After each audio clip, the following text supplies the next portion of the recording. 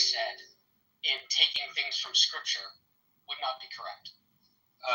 What did he say? No, I said that when the world gets something right, they're often Taking it from Scripture. No, they're echoing Scripture without knowing it. But here's the other thing in the Christian viewpoint is that we also believe that the Word of God, the Bible, was settled in heaven forever. It wasn't transmitted to men yet to write down, but it was forever settled in heaven. And so the morality is inherent in God himself, and so it cannot predate man.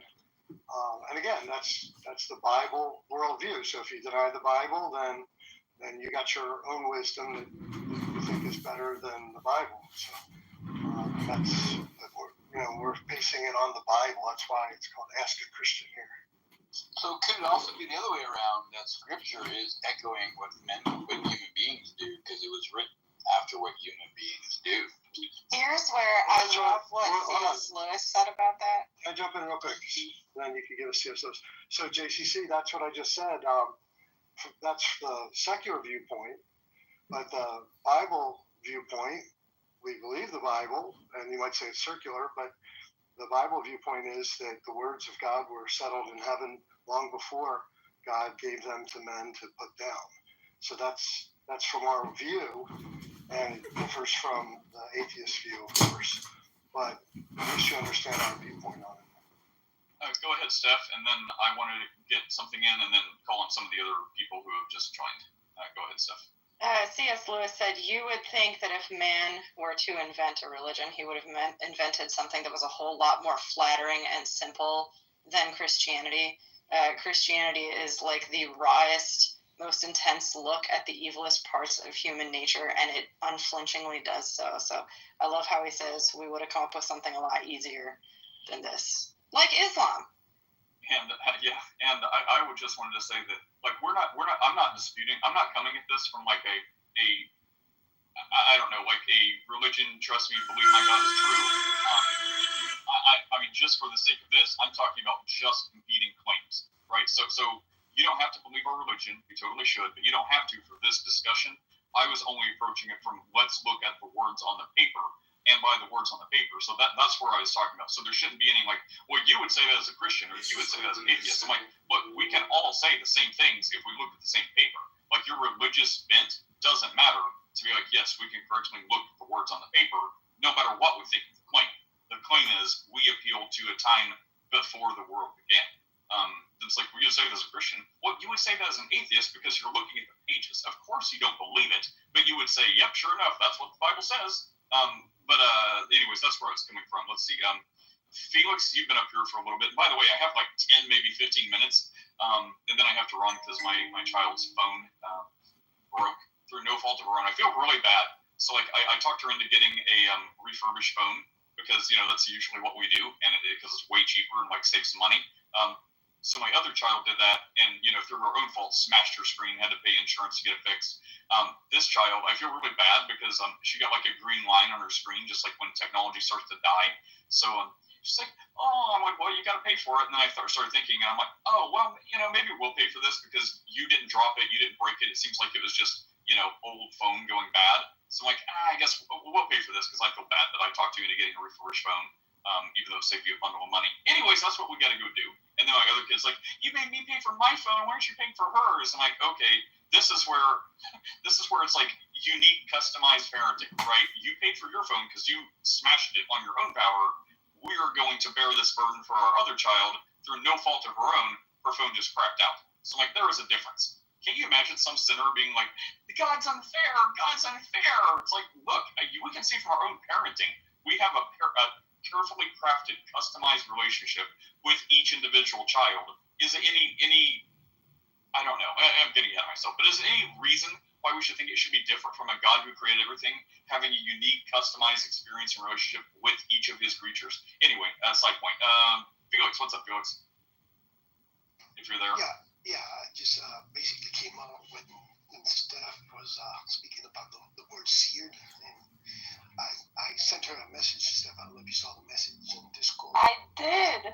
I looked at the Spanish rendition of that, and then I looked for the definition of that word, which I had never bothered to look for. I've read it many times, and so there's the definition in the medical field for it, and then there's also a biblical definition for it. So I don't know if you saw both of them. I did, yes. And so the word that it is rendered in the Spanish is cauterizing. The spirit is cauterized, which is exactly what I had pictured with animal branding. So thank you. I feel much more clear on that now. James, what's up, James? You're next in line, I see. Oh, I got nothing currently. However, you did bring up comparing God to human being parents, so I was that always raises the hair on the back of my head when people do that. So yeah, thanks for doing that, Nate. Hi. Happy to help. Wait, why does it raise the hair on the back of your neck when what? Why? Let me see. Well, because we are human beings, and our children actually have a relationship with us. It is a two-way relationship, and they can actually touch us and ask us questions and get responses right there on the spot. And we are not all-knowing entities, right? So to compare this, well, why did God do that? That's not fair. You know, like, yeah, of course your children are going to say that's not fair because in their eyes, they're not understanding what the rationale and reason is. A parent says, well, this wasn't your fault, therefore you're not responsible. However, in your case, Katie, you threw that phone at your sister and it broke. You are responsible for that. That's why you're paying for it, right? So how can God do that with us, right? I don't think so. Do you have a child named Katie by any chance? That sounded really close to home. My daughter has a friend named Katie, and Katie is one of those friends that let's just say, you know, how do you lock yourself in a bathroom stall? She was screaming help because the door wouldn't open. Then her friend asked her, well, did you unlock it? Oh, thank you. Oh, that's funny. My mother, I found out a couple months ago, apparently did that at the mall. There was a mall restroom. So not one inside the store, but inside like the main off the food court area. And she said she walked in and like it seemed like a kind of a sketchy lock, but she went ahead and, you know, she was trying to get out and she had to like beat on the door and like an attendant finally came and opened it. But to my mom's credit, she's like, oh yeah, that's been sticking. We've been meaning to get that changed. She's like, I was locked in here for like 5 minutes. And my other kid has some sort of like distended ancestral trauma because she is scared to death of going to the bathrooms if there's like the stall door that is like, you know, there's not room enough for her to crawl out from under it in case it gets locked. So that's my family tree. Comedian, what's up? Yeah, it's Memorial Day. So I'm just wondering, you know, in the Bible, I don't really recall Jesus as being like a political radical, more of like a spiritual enlightenment teacher. So I'm just wondering on this Memorial Day, you know, how do you view Jesus's teachings with regards to American politics, and how should the U.S. government try to mirror the teachings of Christ in order to change its political decision making? They shouldn't. The end. You don't think that the teachings of Jesus should be adhered to in the Congress or in the Senate? No, absolutely not. Oh, Now, I'll tell you, I think we arrive at the same conclusions because, close your ears, Michael, because God built morality into all of us. So if you are, if you are behaving by what you as a basic human being understand to be correct, then you are going to align with Christ because that's our design, right?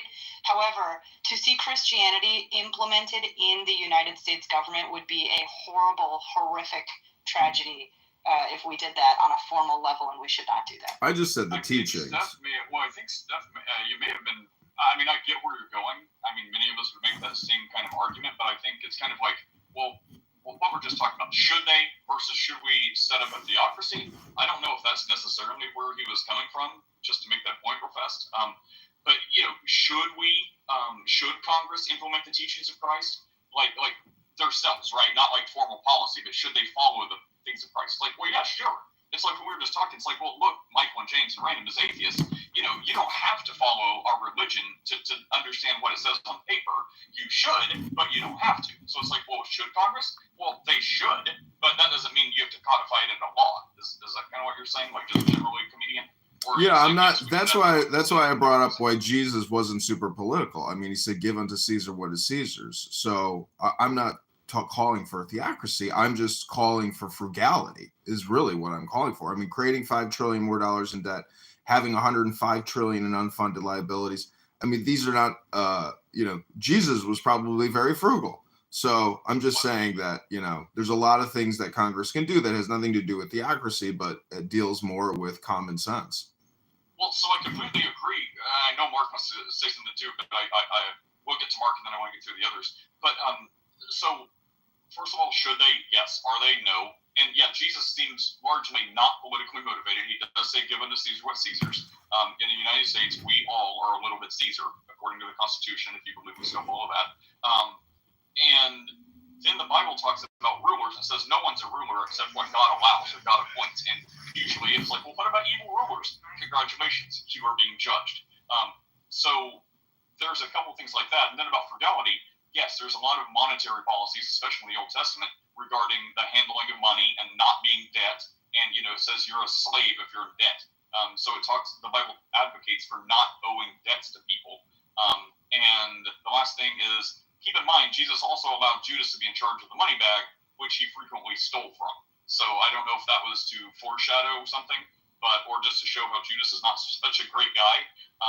But there is that. And then also, should Congress? Sure. How many Congress people are actually trying to say they're Christians? And of them, how many are actually trying to be Christians? So I'd say, well, look, can you expect a pig not to wallow in mud?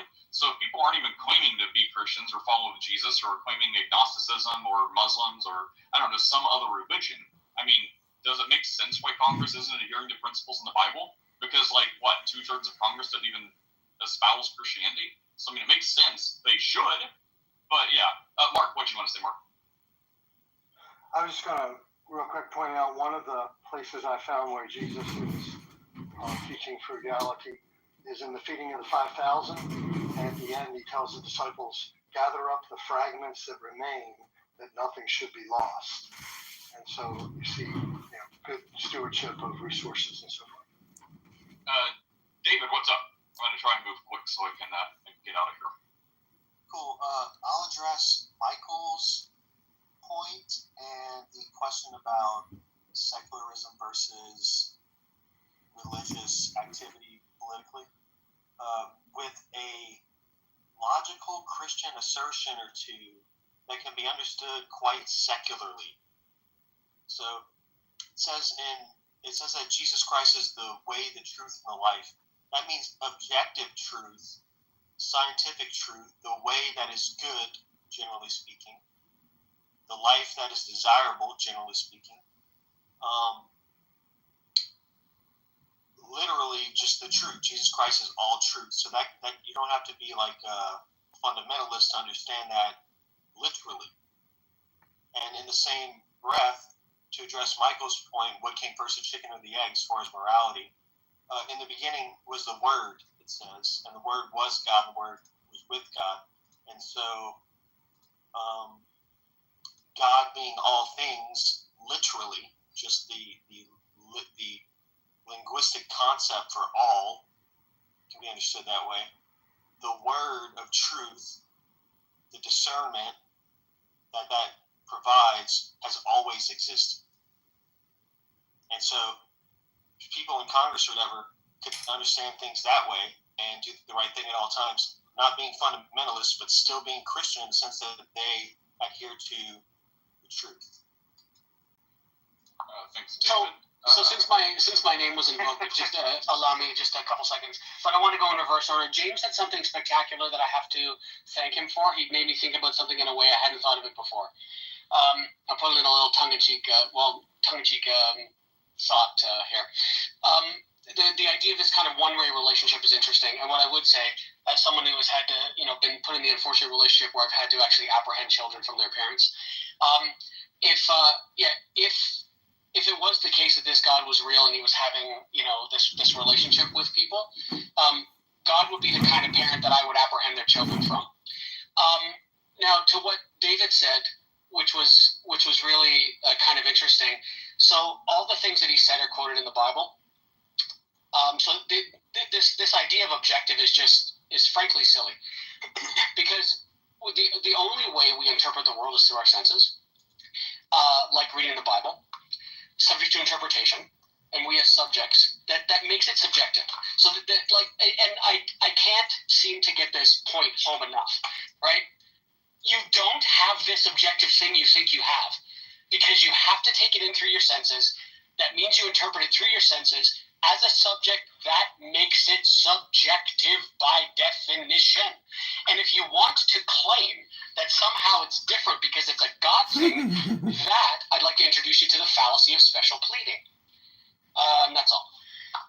Okay, well, I don't have time, and I actually don't want to have time for objective versus subjectivity. But I'll try to follow up with you on the very end if I can, James. I want to get these other guys in real fast. I don't think a special pleading is true, right? It's like the appeal to authority.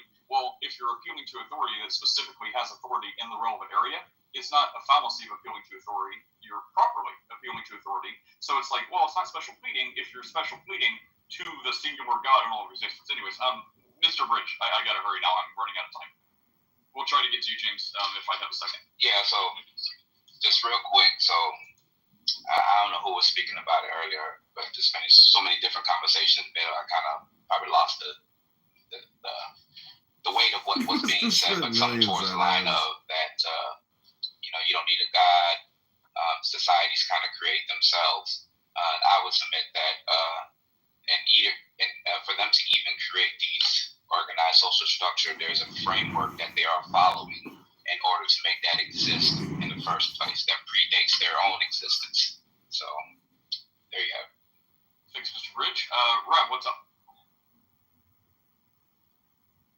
If you're speaking, Rev. 3, 2, 1. CEO, we have time for you to say a first and final thought. What's going on, CEO? Oh, I wanted to ask James a question. Could I? Oh, yeah, and by the way, I don't know if you accepted my invite on LinkedIn or not. I don't really use LinkedIn, but I okay. I'll accept it.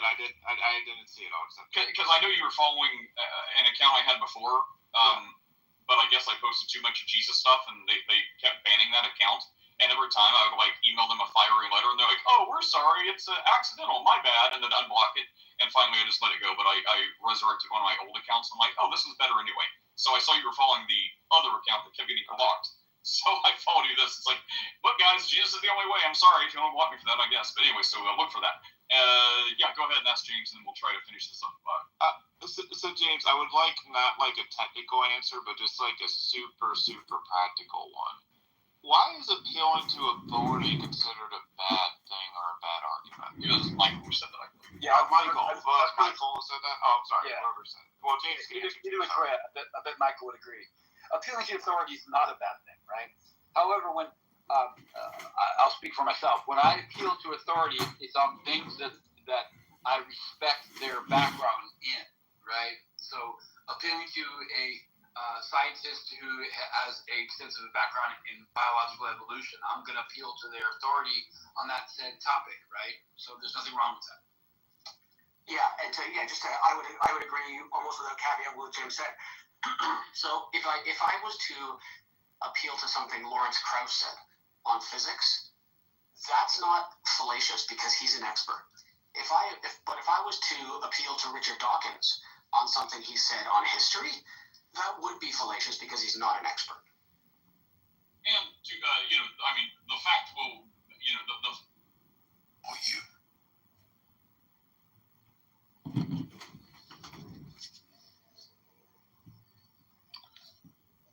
Time now is 10:15, 15 minutes past the hour, actually 10:16, just turned to 10:16, 16 minutes past the hour right here in the nation's capital. I am your host with the Moses, your boy Lucifer, Love Heart Network. This is the Alien Elite. I want to thank everybody for tuning in. We had a great show, and we talked about, kind of recap, we talked about Diddy. We talked about what Diddy and Cassie, whether or not Definitely judge because I know that kid is about to have some serious teeth problems. Oh yeah. Yeah, but there's like because they're like okay, my kid never took a pacifier, so it's kind of beneficial in that aspect. But one of the things is like I think it gets missed in the broader conversation of pacifiers with kids. When you're sleep training your kid, right? Sleep training is again, I don't know if Huey, what's the culture there, but in India, like you co-sleep with your kid until they're like 5 or above 5. Like that's like a given.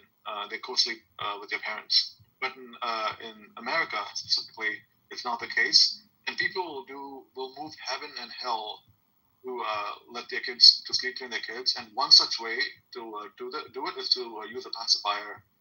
And one of the cons of that is that the pacifier comes everywhere. Again, it is kind of like caught up in a broader conversation of sleep training, but that's most likely when you see a big kid with a pacifier, the thing is like they were sleep training it, and that's a habit that comes out of it. And it's kind of like, it is kind of an off thing. And it's not the case in America. It's just as the kid is coddled in America, it has nothing to do with that. It's just the fact that they're. I don't know, man. My nephew turned a year old. I took that pacifier right out of his mouth on his first birthday. He threw a tantrum for about an hour, and after that, he was fine. Never again. Fuck out of here. Take that shit you out. have a baby, Violet? My She has a nephew. nephew. Oh, wait, hold on. Violet, how's that cat doing? He's doing great. He's thriving. Yeah, no, he's thriving. I got a little worried because, like, the poops and everything. But he's thriving. He's doing good. Happy Memorial Day. I just want to tell all you chillism, brain dead, brainwashed, projectionists. Oh, look at Good job. I was so close, but I'm pouring more cereal for my son because he likes to eat 3 bowls a day because he's got a high metabolism. And he's up to my chin now, everyone. I'm pulling a Bart. I'm making pancakes.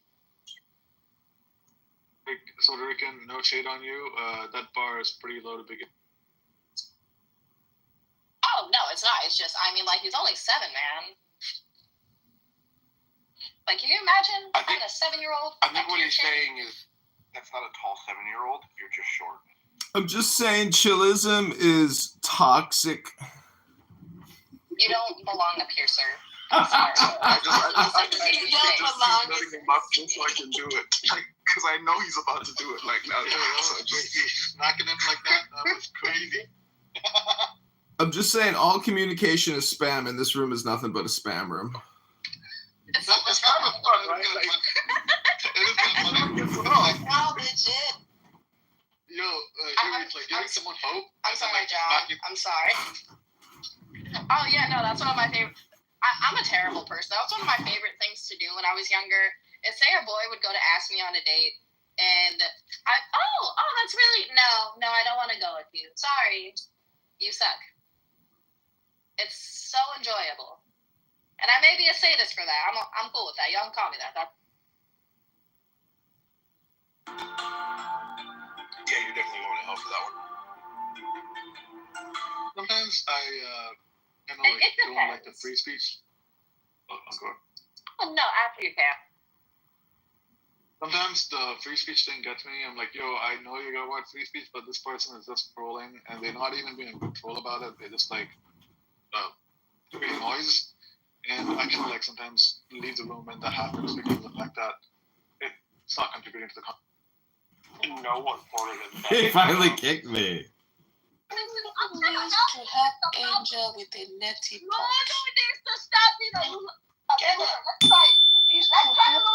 All communication is spam communication. All communication is spam. All communication is spam. And projection and hypnosis and politics. This is toxic spam.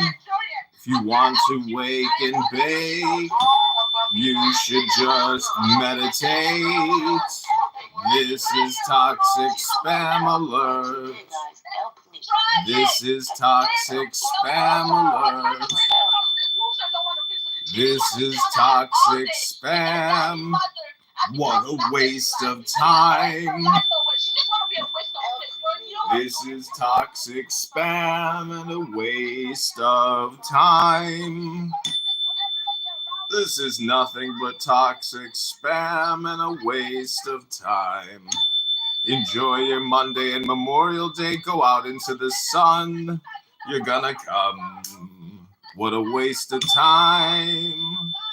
What a waste of time and spam. This is nothing but spam. She's spamming you all. Just spamming and spamming and spamming and spamming.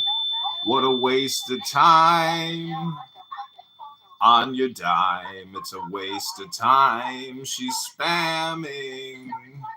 She's spamming. This is a waste of time. This is nothing but a waste of time. What a waste of time. She's spamming. She is spamming. What a waste of time.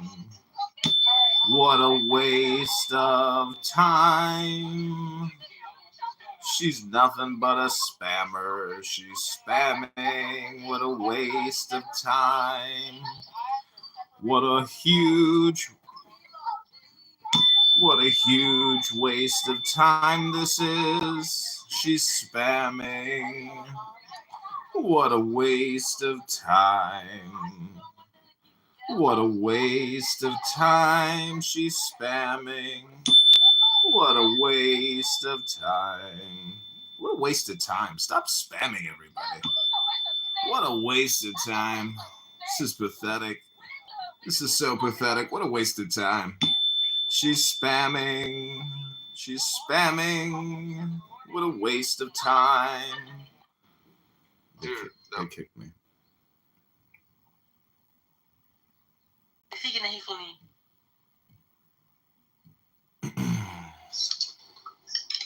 This doesn't exist. It's from you, within you. prove it.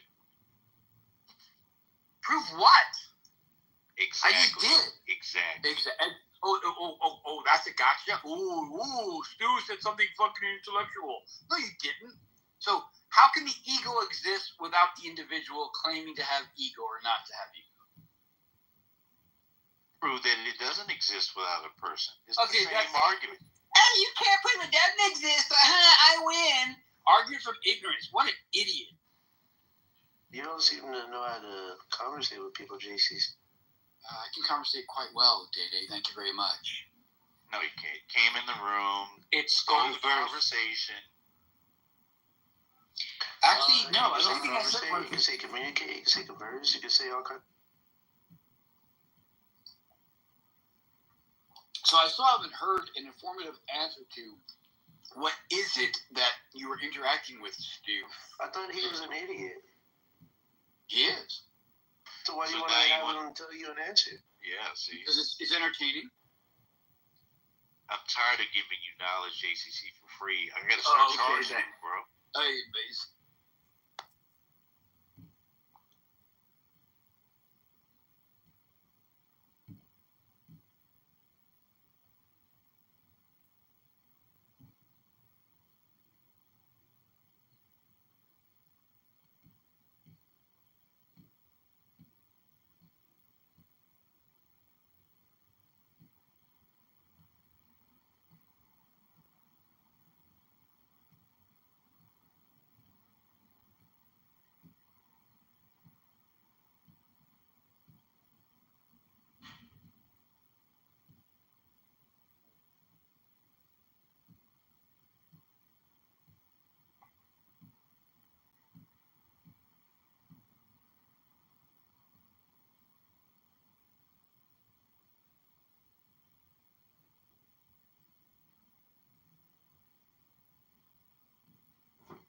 Okay, I'm just gonna create my own room since there's no other options.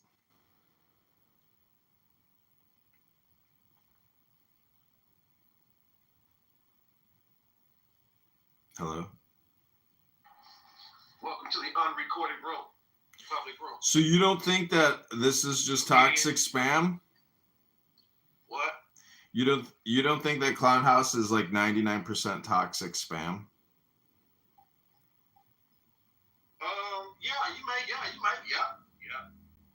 Yeah. But you're gonna stick around until the world explodes? Absolutely, that's what I said. We're gonna be on here. But what's the point? If it's all just spam, what's the point? Because what we're doing here, see, we minister of God, so we preach the word of God.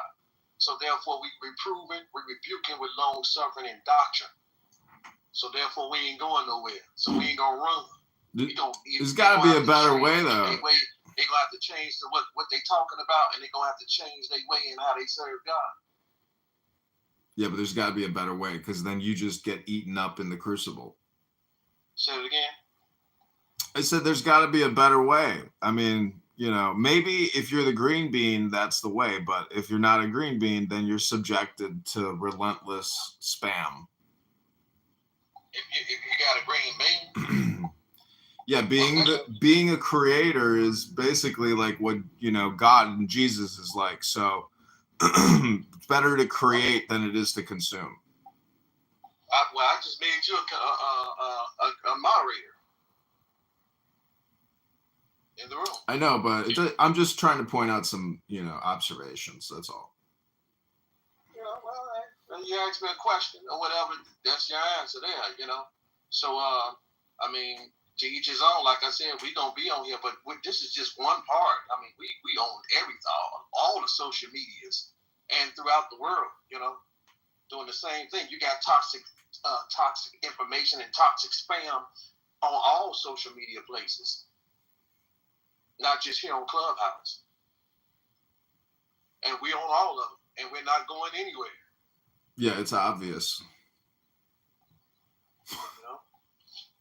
So like I said, either they have to change their way of what they talking about, or change the way they serving God, or what this and whatever.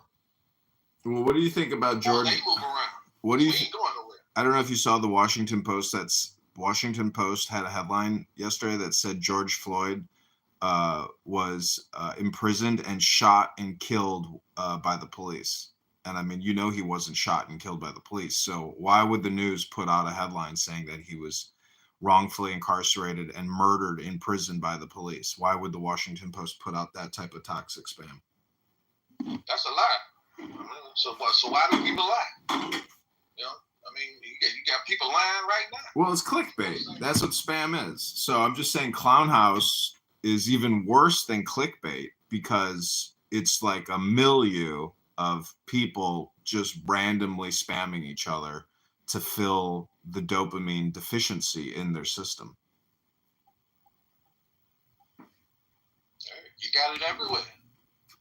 This is the world on Clubhouse because people all over the world is on here. So it ain't no different from the news that you heard on, you know what I'm saying? The Washington Post.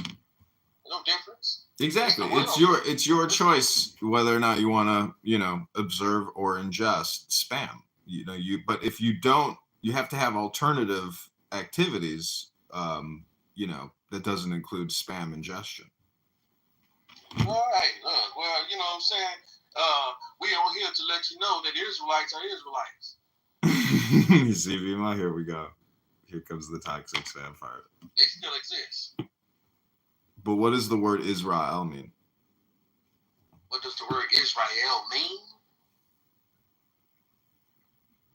Power with God and with man. I mean, if you look at the word Israel, it's almost like a question, you know, because Ra is what, the sun god? El denotes divinity. And is the sun god, you know, is that what the word means? Is the sun god? I just told you what it means. What does Jew mean? Bless you. Uh-huh. What does Jew mean?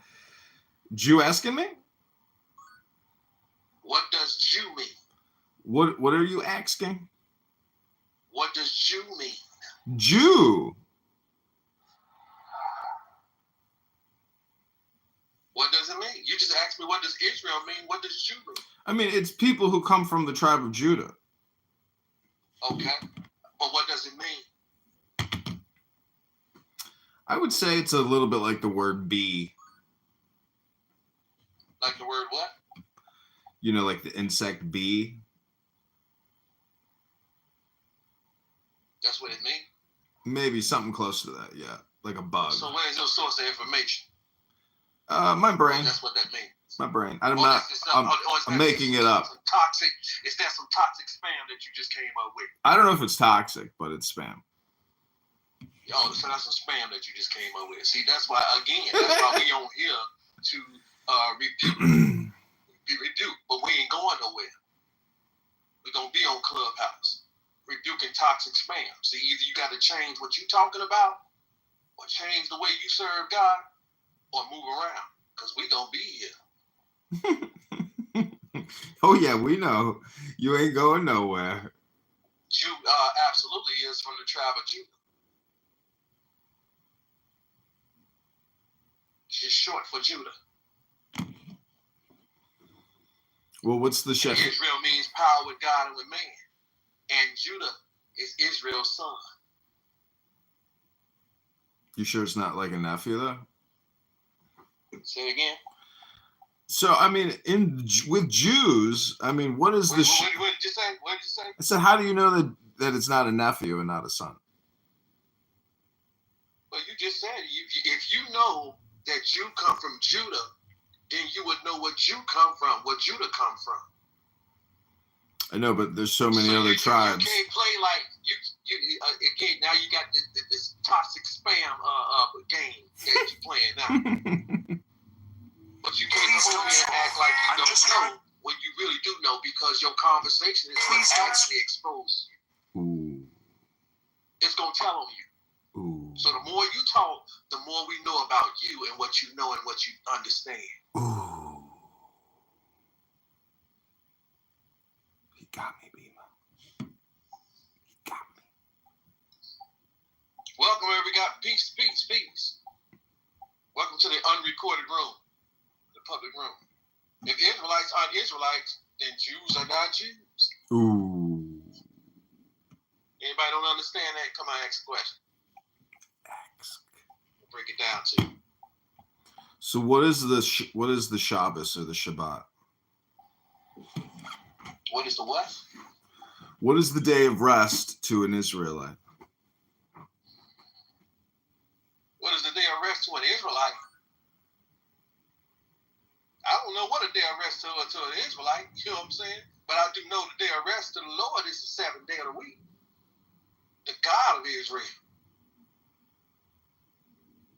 Holy to the Lord. 6 days he created the heavens and the earth, and on the seventh day he rested. And he blessed it. And he sanctified it. And he hallowed it. That's to the Lord. Then he said, you keep the Sabbath day, it's a sign between him and his people. So now you're connected with the God of Israel, who blessed it and sanctified and hallowed the seventh day, which he called Sabbath.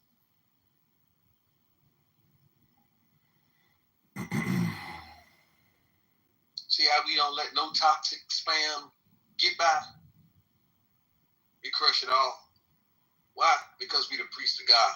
Ooh. It's our job to do it. We ain't got no choice but to do it.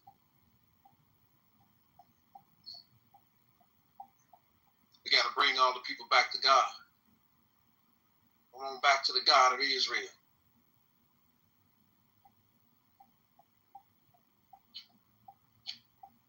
Why do you call yourself comedian comedy? You tell jokes? Yeah. Tell us something that's funny. What do you call someone who has been talking for 5 years on a social audio chat app? Someone that's been talking on the social media chat. No, it's a spammer. Oh, it's a spammer. Anybody find that funny?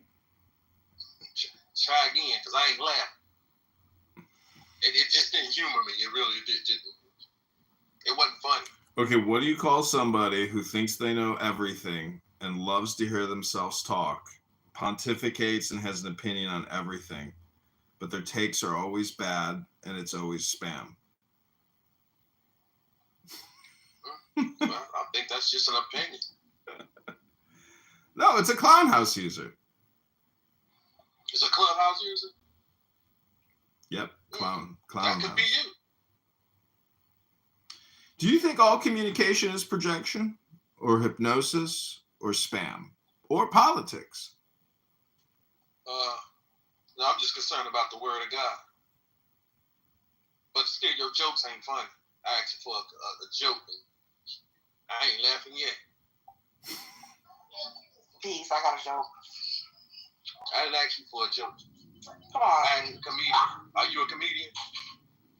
I can be. No, I didn't ask you what you can be.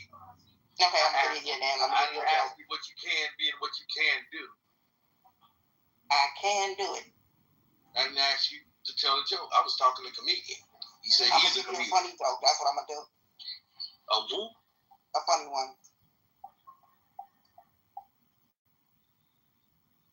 This ain't no joke stage. All right. So why do you feel like you want to tell a joke and we ain't concerned about a joke? You asked comedian too, so I said, let me give you one. I'm gonna help comedian out with something. What does Jew mean? What is true?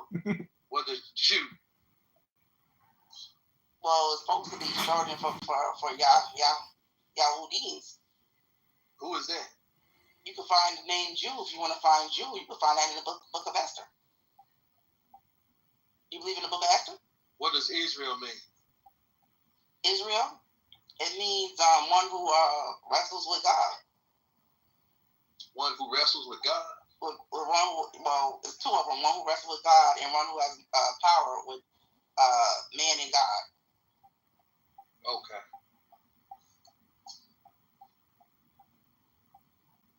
I accept that. Yes. That's the beat. That's scripture. That's written. Yes, yes it is. That's why I'm accepting it because comedians said that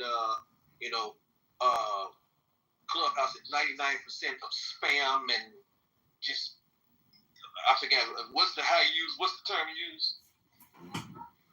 It's 99% communication spam. Communication spam. I told him we on here to cut it down. Okay, I got a question. What type of exercise does Jesus do? Say it again. What type of exercise does Jesus do? What type of exercise did Jesus do? Yes. You mean like physical exercise? Yeah, you want jokes, right? No, we ain't telling jokes. We ain't concerned about no jokes.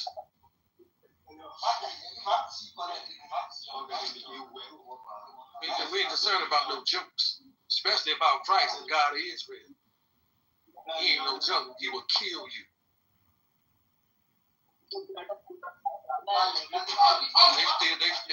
They trying to make him soft. They still trying to make him a baby. Still, just every time December 25th come around.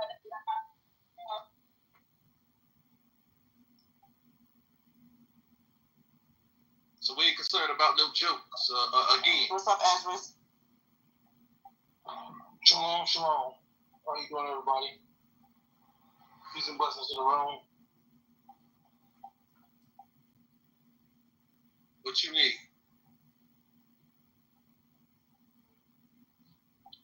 I think these are communication spam people here.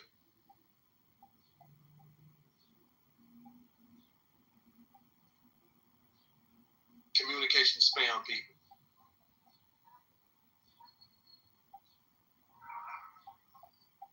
Okay, What does estrus mean?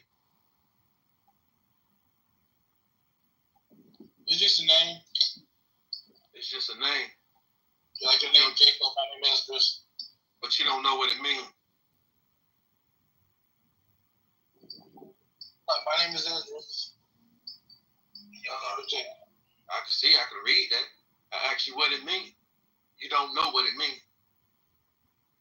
It means what my name means. Huh? So I make my name mean what I want to mean. what I want to mean. I make a name for myself. You good, but you still ain't told us what you wanted to make it mean. Because I asked you what does it mean. So just tell me what you want to make it mean. His name means helper. I didn't ask you. Ask him. I'm helping elders out because that's what his name means. Yeah. So my name means helper, but my name also, for me, it means somebody who studies very diligently, try to find God any way I can. I try to help my people. Sit there and try to look out for my family, try to be a good husband. Stuff like that, whatever. That's what I want my name to be, and that's what I strive to make my name mean. So when people say Esprit, they say good man. When people say Esprit, they're going to say he looks out for his family. When people say Esprit, he don't complain, he get up and he go to work to take care of his business. When people say Esprit, they're going to say an upright man. Yes, that's what make my name mean. You say you're trying to find God any way you can. That means basically I search for God diligently. So that means you haven't found him at this point. Well, I found God, but you continuously got to seek him. You continuously, got to basically, love God with all your heart, all your soul, and all your strength. Well, which one is it? You say you're trying to search for God in any way you can, so it's basically, obviously, you haven't found him yet. You're still seeking and you're still searching. So you can't tell nothing about him until you have found him. Because the only way, once you find him, then he's going to tell you about him, and then you'll know all about him, and then you can tell about him. But you say you were seeking to find God by any means necessary. So, but you're not going to find him without no faith. So, because in Hebrews 11 chapter say, verse 6, but without faith it's impossible to please him. For he that cometh to God must believe that he is, and that he is a rewarder of them that diligently seek him. So you just said it, diligently seek him. So you want to read about diligently seeking. Yeah. I'm diligently seeking him every day. So do you have faith though? Yes, I'm looking for him daily. It's like I'm looking to sit there, be in his good graces. Don't you think that I have faith? Faith is the substance of things hoped for, the evidence of things not seen. Yeah, but also too, if you sit there, faith without works is dead. But if you look at my works, you'll see my faith. So every day I get up to search for him, after a while, my faith is in him because obviously I work for him daily. Well, I don't see your works, so I don't know what your works are. So the best thing I can do is ask you about your works, and then I can make a determination on it, because I don't be around you. So my question to you is, do you keep the Lord's holy Sabbath day, seventh day of the week? Yes, I do. And how do you go about keeping it? Very simple. I do what the book tells me. Okay, what does the book tell you to do in regards to keeping the Lord's holy seventh day Sabbath day? I don't work, I don't cook, it's like that, whatever. I prepare my food, like just the same way they did in the wilderness, it's like I prepare beforehand. It's like that, whatever. I read my Bible with my wife, it's like that, so we go through, it's like that, lessons, it's like that, whatever. We try to learn more and more Torah. We try to be holy. We try to be more holy as we can. It's like that by learning more things about God. By researching them diligently every single day. We try to learn more and more about how to keep his feast days and fast days and all kind of stuff and things like that, whatever. We seek wise counsel. It's like that, on how we must be doing things and stuff like that, whatever. I know a lot of people may not believe this, but however I do believe, Orthodox Judaism, so I do believe, that they have the truth for me. It's like that, y'all can argue, y'all can debate it amongst yourselves, but I find my form of truth, it's like that, whatever.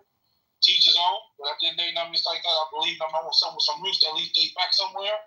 So basically, I find, that I do my best, to do things that God tells me to do, so. Okay, so what does the Sabbath represent, and what does it point towards? The Sabbath is a holy day that God sanctified, it's like that, whatever, basically, No, you're not answering according to the tenor of the question. I didn't ask you what does the Sabbath, you know what I'm saying? I asked you, what does it point towards? What does it represent? it points to when God stopped, creating. It's like that, whatever. God kept creating, you wouldn't be able to find God in creation. So God stopped, let you know, hey, can you find me? Can you see me? So when I stop on the Sabbath day, I'm finding God because God stopped on the Sabbath day. So I'm sitting there showing, I'm acknowledging that God is the creator of the whole universe. And basically, he worked 6 days, he rested on the seventh. So it points towards my one true God of Abraham, Isaac, and Jacob. Now, you say it points to the one God. Okay, and you said earlier that when I asked you first about the Sabbath day, you said I do what the Bible tells me. Can you read to me the things that you just said in regards to what Sabbath day points towards? Book, chapter, and verse, please. Hold on, I think I'm going to the car wash. Give me 1 second. Washed up. Huh?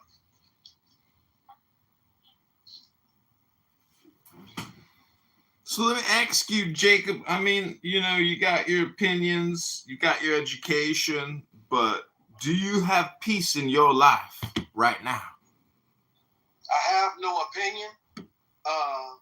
I am being educated in the Word of God and being an educator, and I do have peace. But you honestly think you don't have an opinion?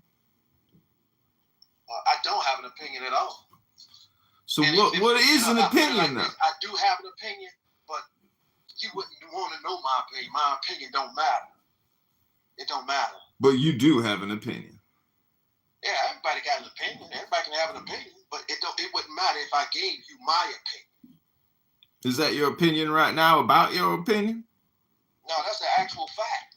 That it wouldn't profit you anything or anybody else, even myself, if I gave my opinion. Because that would just be spam, and spam is not profitable unless you spam them. You know what? I agree with that. That would be straight up communicative spam. If I gave you my opinion, see, that's opinions. That's spam. That's another name. I call it just trash.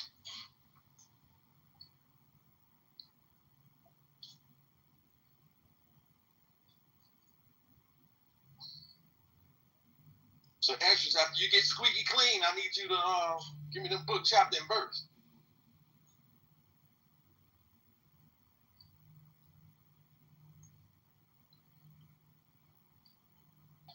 You can just read Genesis chapter 1, it's like that. Genesis chapter 2, beginning.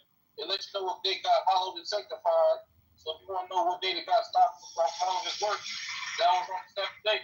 So you stop on the day that God hallowed and sanctified. I didn't ask that. He real God who are his people. That's the book too. That's the Bible said that when you sit to keep the Sabbath. Amen. But we didn't ask about that. That's written too. I know you ain't lying on that, and that is not spam that you just gave. That is written in Genesis, the 2nd chapter. But I didn't ask you that. You're welcome. He said thank you for the Jews because you did not know where it was at. That's why you kept asking. Say thank you. Say thank you, Esdras.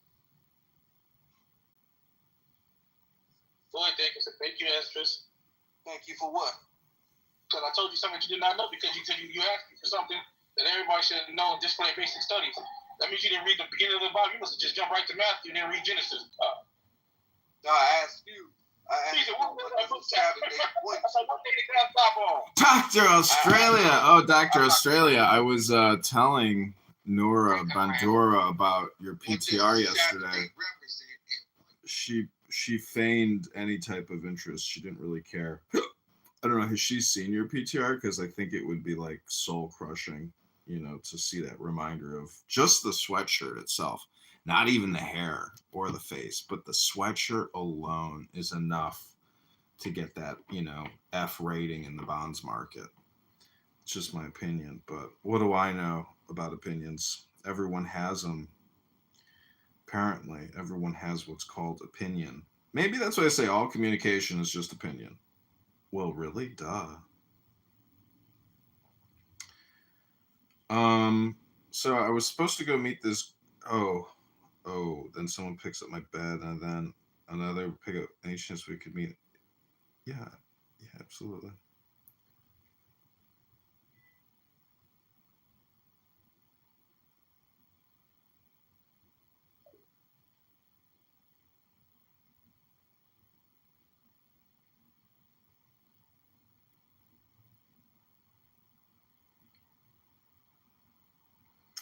So I'm meeting her in the evening as opposed to the afternoon, which is fine. And her wearing strapping sandals when it's snowing. The pink sweatshirt goes down in history, doesn't it? She's a fucking idiot, isn't she? So stupid. She's like the IQ of a gnat fly. Which is okay, because there's a lot of gnat flies in the world, and gnat flies are still emanations of the divine. But, you know, just because you're an emanation of the divine doesn't mean that you're not worthy of being roasted. God loves the barbecue. God loves a good barbecue. You know why? Because, you know, barbecues are fun. Everybody likes a good barbecue, especially barbecue chicken. So,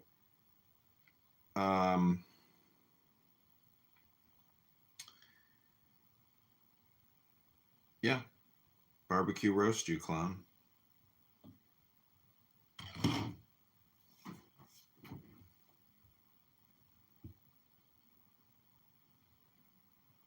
Gonna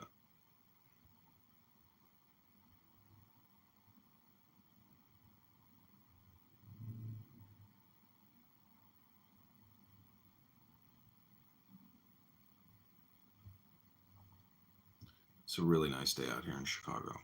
My goals today, I have many things I have to do, and I was planning on procrastinating and putting them all off till tomorrow, but now that I have the time, I can get a lot of things done today. But Clown House, if I stick around here, all I'll do is waste my time listening to spam. You know it's true, and I know it's true. And as the great spam liberator of 2025, I'm here to tell you that all communication is spam. All communication is political. All communication is hypnosis. And all communication is projection. Those are my 5 definitions of communication. I think I'm going to come up with 5 more. So again, it's spam, it's politics, it's hypnosis, it's projection, and it's political. Those are the 5 forms of communication.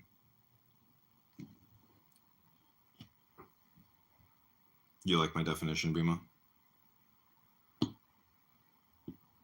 I do.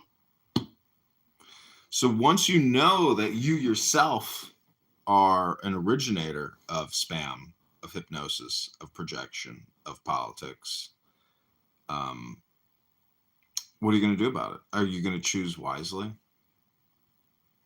I think that's the next best choice, right? How do we know our decisions aren't like pre-programmed, opinionated spam? Everyone goes through condition cycling. And I was even thinking about how sex is actually a form of conditioning, you know, especially if you're being abused. But some people, I think, in relationships end up getting conditioned with the sex, meaning that it's such a high dopamine creation event that's super conditioning. It's super conditioning. So, you know, sex can be used for brain control, mind control, conditioning. And obviously, you know, you could think about horrific abuse and how people end up, it destroys your independence or your psyche or your mental health. So sex is a form of communication. And it was just something I was thinking about the other day, about how people get into toxic relationships and how sex is like the conditioning experience that keeps it all together in a way.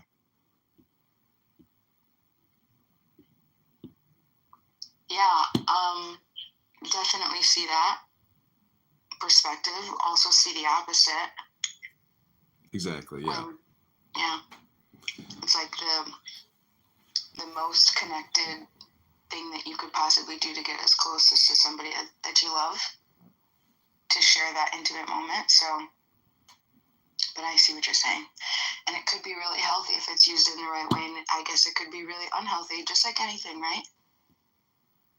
Yeah, so exactly. I mean, it is what you said it is. I mean, but I was just thinking about how people can use it negatively, but you could also look at porn as being like absolute spam, because, you know, that's what people are looking at on the internet.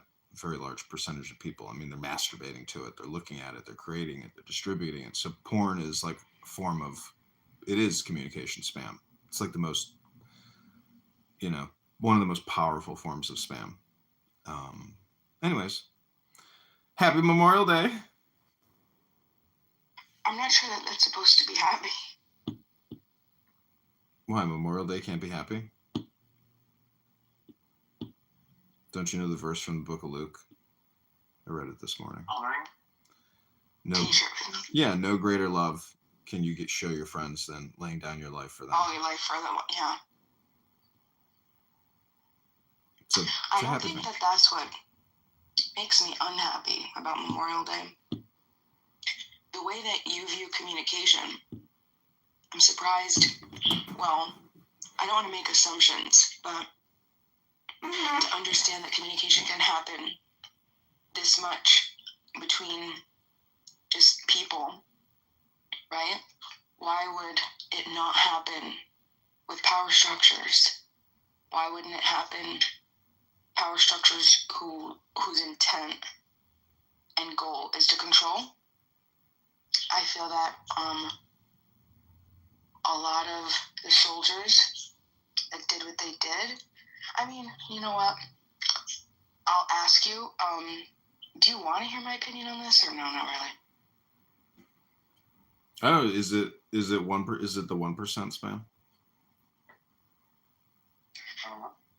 I don't know. I mean, it's not a popular opinion, if that's what you want to hear. Well, go ahead, spit it out. Well, I just think that a lot of it was pre-programmed or programmed, like taught, trained, indoctrinated. Have you ever read John Taylor Gatto's Weapons of Mass Instruction? No. He's like this New York teacher, and he won like all these Teacher of the Award years, Teacher of the Year awards. Whew. So if anyone had any issue with why I babble or comprehension, clearly I could barely read or talk. But so anyway, he's this teacher. He's phenomenal. He's doing all this great stuff, and then he realized, like philosophy of education, it's really difficult to want to advocate for this very standard, very basic, boxed education system that eliminates just by default of what it has to or how it's structured, all the other ways that humans can learn and how they can reach their peak intellect and creativity and et cetera, et cetera. And so he wrote this book, and he basically went to the roots of the United States public education system, and he talks about that, where it came from, the Prussian model that came here for a very deliberate reason. It's very interesting. Excuse me. And so once you hear all this, I feel like a lot of us are pawns. I got into war stuff when I was younger, very big. I was in an area where there's cadets, a lot of military around me, so I was very passionate. And then I worked for the National Purple Heart Museum for a while. Not worked under them. I did like some, what is it called when you're in college and you do a project under them? An internship. Thank you. Did an internship for them, and I connected really deeply to just a bunch of people that I've never talked to before, and I feel bad. Like, I feel horrible. I would every year I'd go to the Memorial Day and I'd go to Veterans Day programs at the National Museum, National Purple Heart Museum, and there wouldn't be many people there except other veterans, and not even their families. And so after a few years, I started making friends because I started seeing the same people, and then so the old men, and then we'd start talking, and some of them opened up to me, and I was really honored to be able to talk to them about situations, and it's horrific. It's lifelong. It's traumatizing. They never lose it. It's for what? You know what I mean? For what specifically? These wars, who's really fighting them? What was it for? Was it real? Death, like, were we really defending the nation? Were these political... Do you see what I'm saying? The United States, I feel, they talk about colonization and conquest and all this other stuff. You want to be able to say, yeah, I love the United States for what it is and what it's been able to provide, but would you still be able to be that happy and content if you knew that it was built upon lies that, basically conned people into believing that they were fighting for freedom? And the ones that survived came home to have their entire lives destroyed for the rest of their lives, either living with survivor's guilt or whatever else. And that became too much for me, and I got frustrated. And I think that's actually where I stopped being a statist. I think that was my first connection, was with my deep connection with soldiers. And that's when I started questioning the state, because I was mad. I was really mad. Yeah, I mean, your opinions and your thoughts. A lot of people, have that same sentiment. But then there's the flip side of it, where you may be totally unaware of, this conspiracy or this propaganda and lies that creates this. But that's what it is. Like, war is like a full communication cycle. There are lies, half-truths, propaganda, misinformation, disinformation. Like, this is the art of war. If you read some CIA manual on how to organize a guerrilla army, so much of it deals with conditioning, indoctrination, propaganda distribution, node networks, all this stuff. So, welcome to the science of politics and war, and if you're smart, and then hopefully you survive and you thrive. And then maybe if you thrive, you modify it. But I'm just saying there's nothing new under the sun. So to get upset about what has been happening throughout human history for thousands of years, grow up, kid. Welcome to the real world. The grow up part is interesting. That's an interesting statement to end with, because what does it really mean to grow up? To me, I feel like I'm surrounded by a bunch of adult babies who don't have the ability to emotionally regulate themselves. And especially country to country, we haven't figured out, how to just, I don't know. That's a big problem for me, especially leaders. What's going on with Palestine and Israel, right? Is there any type of, you find these, they say that the pendulum swings, so you have extremes on both sides. But does anybody really think that that's okay, what's going on over there? Yeah, justice. El Normo is here. He can defend Israel better than anyone. Yeah, yesterday I read an article about a doctor who went to work and 9 of her 10 children were killed by an Israeli strike. Is that justice? Are you sure it's not fake news? It's, yeah, we got to know more about it. It certainly sounds tragic, but you really can't trust Hamas. They're just liars and killers and savages. So until the war is over, I don't think we're going to know what's really going on or what happened, unfortunately. Or fortunately. Have you heard of Gabor Mate? No. So he's like this physician, and he's Jewish, and he was pretty frustrated about the whole situation over there. It's frustrating. They need to get the hostages back and surrender right away. Hamas. They could have done that October 10th, 2023. They want this to happen.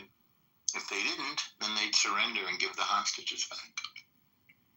If you could steel man the best possible steel man of why they have not, what would your opinion be? They want to bring death and destruction on Israel and on themselves, and then proclaim to the world, look what the Jews did to us.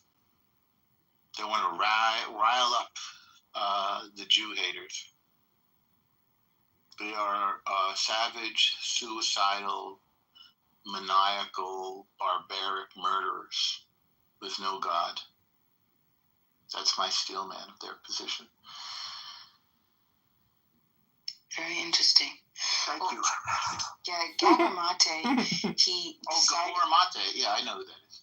Oh, I'm pronouncing it wrong? No, I'm not saying that. I just, I've read him for years. Is it Gabor? Is that how you pronounce it? Tell me the truth. It's Gabor. Gabor? Okay. Gabor. Is it? It's Hungarian, like, yeah. And his son is another one. Did you see his documentary? No. I've heard him, though. He's got a mental issue. He's a messed up guy. Something happens to certain Jews and they sort of turn against the Jews. It's a psychological problem. I mean, Hamas promised to do this over and over. Israel has a responsibility to protect its citizens. And to, certainly, we have every right to come and get our hostages. Are you telling Gabor Mate? Yeah. I thought he has a daughter that's deranged. Oh. I didn't know that. But before the October 7th, I was a big fan of his work. Me too. He's good on ADD. I think his book is called Scattered. Yeah, he's good on that. He's good on trauma. He's good on a lot of things. Yeah. Well, he did a documentary called Where Olive Trees Weep. Yeah. What year was that?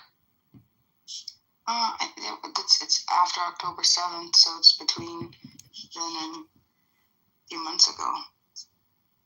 These people have to decide to live peacefully with their neighbors, but they want war, so we're giving them what they want. And when they have a unique opportunity. If and when they want the war to end, all they have to do is say, okay, we're going to be peaceful now, and here are your people back. But they have committed atrocities. That's true, Norm, but we have a very right-wing government, so I don't know that it's as simple as them saying, all right, here's the hostages, now give us a state. Who said give us a state? I mean, that's what they claim to want, at least in the short term. Whoever said that? Who says they want a state?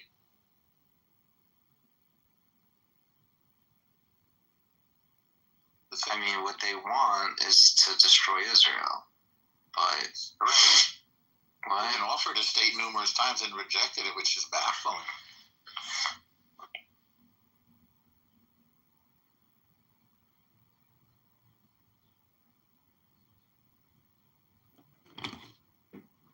I mean, honestly, Bima, I mean, if you want to steelman the argument, it's really like a propaganda scam. It goes back to communication theory and all communication being politic or spam or projection or hypnosis. So, I mean, October 7th was the needle in the haystack or the tipping point in this conflict where, I mean, have you ever been to a concert, Bima, and been taken hostage or killed? You know, no, you haven't. You're here right now talking to us. But if, you know, your sister was taken hostage and is sitting in somebody's, tunnel right now in Gaza, you would have a different opinion. But unfortunately, the spam has been so much and so huge and so persistent and projected so much by the algorithms that we have millions upon millions of people that never mention the word law, never mention the word justice, never talk about terrorism, peace, and security. I mean, these are important concepts for any country and any group of people that want to live a good life. And unfortunately, what they did on October 7th was so dastardly and terrible that it can't be forgotten. And justice has to be pursued by the citizens of Israel to make sure that that doesn't happen to their brothers and sisters and cousins anymore. I mean, enough is enough. I mean, every Friday, Saturday night, you got rockets being shot, from Gaza. I mean, let it go. Live in peace. And if you can't let it go and live in peace, well, then the meek shall inherit the earth, and it's an inferior fighting force. They will be destroyed, and the hostages will be liberated. It's only a matter of time and a question of what is the best way to go about solving this equation. I mean, isn't that the argument though? That it's they can't live in peace because of what's being done to like this small 20-mile. Are you saying that they can't live in peace because of the oppressive nature of Israel onto Palestine? That, in other words, the Palestinians would love to live in peace if only Israel would stop poking them? Is that what you're saying? No, I'm not saying that. I'm not even about to jump on you or jump down your throat. I'm just trying to clarify and understand what you're saying. Oh, okay, no problem. Yeah, don't threaten me with a good time. But if you think of like, by the way, I'm not a professional in any capacity. I'm not claiming to be. I'm a Google scholar, right? But psychologically, do we? Thank you down there for that. Self-taught. So the human condition. Am I made to believe that these humans don't have the same natural self-interest psychologically, like yes, I would try to make you believe that. I would expect you to be made to believe that. People have different definitions around the world of freedom and security and peace, and for some people, freedom and security and peace might be like, I might think, you might think this. You might think, I'll be at peace when I get home to my front porch with a pina colada. Then I'll be at peace. But for Jeffrey Dahmer, he wasn't at peace unless he was drilling through the skull of a young gay boy and then fucking his skull hole. Because Jeffrey Dahmer was a deranged psychopath. So for Jeffrey Dahmer, his definition of peace was skull fucking a young F word. But my definition of peace is smoking a bowl and talking to my friend John. The Israelis' definition of peace is smoking a bowl and talking to your friend John. The Palestinians' definition of peace is killing Israelis. So there won't be peace for Palestinians. It doesn't matter if there's a music festival or a pina colada or not. If Israel is in existence, the Palestinians will not be at peace, because peace will not be achieved in their perspective until Israel is destroyed. What do you think that the root of that is? Do you think that there's... That's a great question. My first guess is that it has something to do with religion. What is the root of the religion? I don't know. But have you ever heard this quote? It's not a quote from the Quran. It's from the Hadiths. Do you know what the Hadiths are? Hadith? Yeah, isn't it part of the Islamic sacred texts? Hadith, the Quran? Yes, and as I understand it, and somebody like John or somebody could correct me if I'm wrong, but as I understand it, the Hadiths were not part of the Quran, but they were like teachings from the mouth of Muhammad. So they were lectures or essays or hadiths or sayings or something that Muhammad said. It's not in the official Quran, but it's kind of like the Talmud for Jews, where the Talmud is things that rabbis have said, and the hadiths are things that Muhammad has said, basically. For the purposes of this conversation, that's good enough. And so there's this one hadith that's a really popular hadith, and I have seen this written on protest signs more than 5 times, maybe 10. I've seen a bunch of pictures of people at protests around the world holding a sign, like their signs might say, "Free Palestine now," or, "Let Gaza live," or something. I have also seen protest signs that say, "The rocks and trees must speak." Are you familiar with this line? Even the rocks and trees must speak. No. So there's a famous hadith where it's something, I'm going to misquote it, I'm going to paraphrase it, but it's something like this. It says basically, the hour of judgment will not be at hand until you fight with the Jew. And behind every rock and stone, a Jew will be hiding. And the rocks and trees and stones will cry out to you, "Oh, Muslim, a Jew is hiding behind me. Come and kill him." So you can Google any part of that and find the exact quote. If you just Google rocks and trees, a Jew is hiding behind me, you'll find the full quote. Something like, the hour of judgment will not be at hand until you fight with the Jew. The Jew will be hiding behind every rock and tree, and the rocks and trees will say, "Hey, a Jew is behind me. Come and kill this Jew and rape his sister and cut off his head and then put it on Telegram because, hey, Muslim, cut off a Jew's head and put it on Telegram." So I don't know what the origin of the hatred is. Like, I don't know why Muhammad said that disgusting thing. I also don't know why Muhammad, like, jizzed all over his 9-year-old wife and then had his friends pick off the jism with their fingernails, but that's in there somewhere too. It's like, if you jizz on your 9-year-old wife, have your friend pick off the jism with his fingernails. I don't fucking know about that either. But it's at least partially related to their stupid religion, I would say. It's partially related. Now, what do you think happened? Like, so during the Ottoman Empire, weren't they like just kind of just doing their own thing for like some 400 something years? Who do you mean by they? I'd say what would be understood as Palestine, or at least that area. I would say largely I agree with you. I would say under the Ottoman Empire, they, meaning the Palestinians, were kind of doing their own thing. Now, you need to understand some intricacies with this idea. First of all, what do you mean by they, the Palestinians? Under the Ottoman Empire, Jews, Christians, and Muslims were all Palestinians. Under the Ottoman Empire, Jews, Christians, and Muslims all lived together in the land known as Palestine. And under the Ottoman Empire, because the Ottomans were in control, the Jews, Christians, and Muslims who lived in the land were kind of doing their own thing. And even in the late 1800s and early 1900s, when the first Jewish Zionists started purchasing more and more land from Arab landowners under the Ottoman Empire, nobody really had a problem with it. It wasn't, I mean, there's always been, when the Muslims are in charge, the Jews are second-class citizens. The Jews have to pay a tax, which is called the jizya.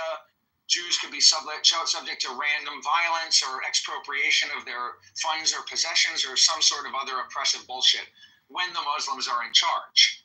But when the Ottomans were in charge, the Muslims and the Jews and the Christians, as you said, they were kind of all doing their own thing.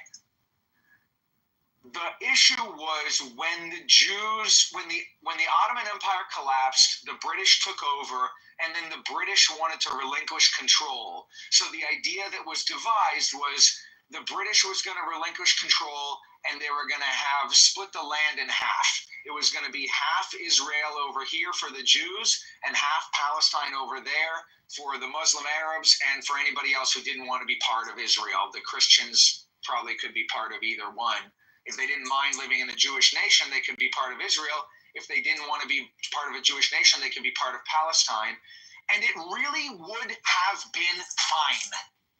Except the problem is the Muslims didn't want to accept the existence of a Jewish state. They said, we're fine being neighbors with the Jews if we can control them. We're fine being neighbors with the Jews if they don't have power. We're fine being neighbors with the Jews if they have to pay the jizya. We're fine being neighbors with the Jews if I can beat them up whenever I want to. But do I want to live next door to a Jewish nation? No.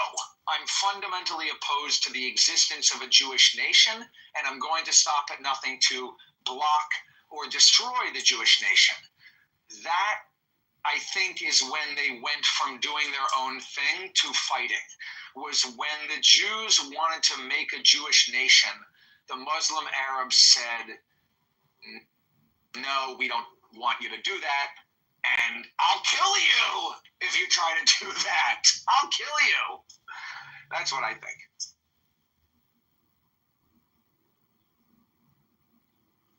Any other brain busters?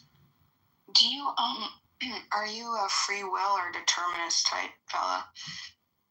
I think I'm both. I think it's both. I think it's not. Compatibilist?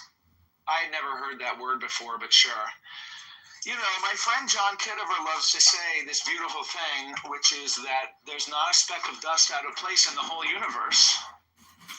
And maybe that could mean that everything is predetermined. But I think that we still have choices to make. And so I think I believe in free will, for sure. But I also...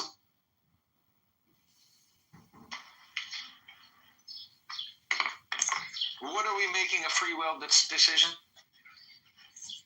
Like, what are you referring to? It was just a question. I'm trying to understand you. Yeah, I believe in free will.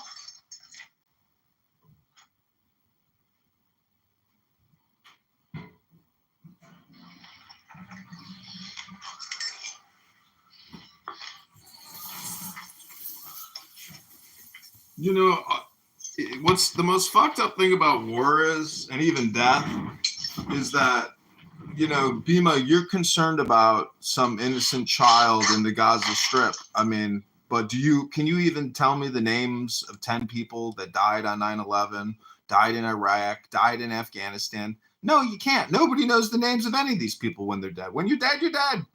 You disappear, you know? It's fucked up, but there's no memorial service on Memorial Day that specifically cites anybody, what they did, you know, whether how they died in battle or how a terrorist filleted them, you know, at some barbecue. I mean, it's fucked up. So life is, you know, in many ways, it is like a simulation or like some type of a game. And the smarter you are, hopefully, you know, you don't have any bad luck. I mean, people take a lot of risks in their lives. I mean, the people on October 7th that went into, you know, the what was the name of the festival? See, that's the thing. Nobody even knows the name of the festival. What was it called? Anyhow, the point is they made a miscalculation on that day. I'm Nova Festival. I'm sure 80% of those people that decided to go do that attack are no longer on the planet. So, or breathing. Maybe the remains are still on the planet. So I don't know, Bima, life is just a series of coordinated decisions, and hopefully you make good decisions because you have good thoughts. When you decide to go kill people at a concert, you're not having a good day. You're having bad thoughts, and you will have bad outcomes. I mean, that saying, you know, live by the sword, die by the sword, it's just a maxim. It's true. If you're going to go commit violence, there's a very high probability chance that you will die by violence. And it will be redirected back towards you, opposite and equal reaction. You know, it's called physics. So, I don't know, welcome, you know. Can I ask a question? Yeah. Bima, would you say that you are in favor of a freeing Palestine? You support Palestine here in general? I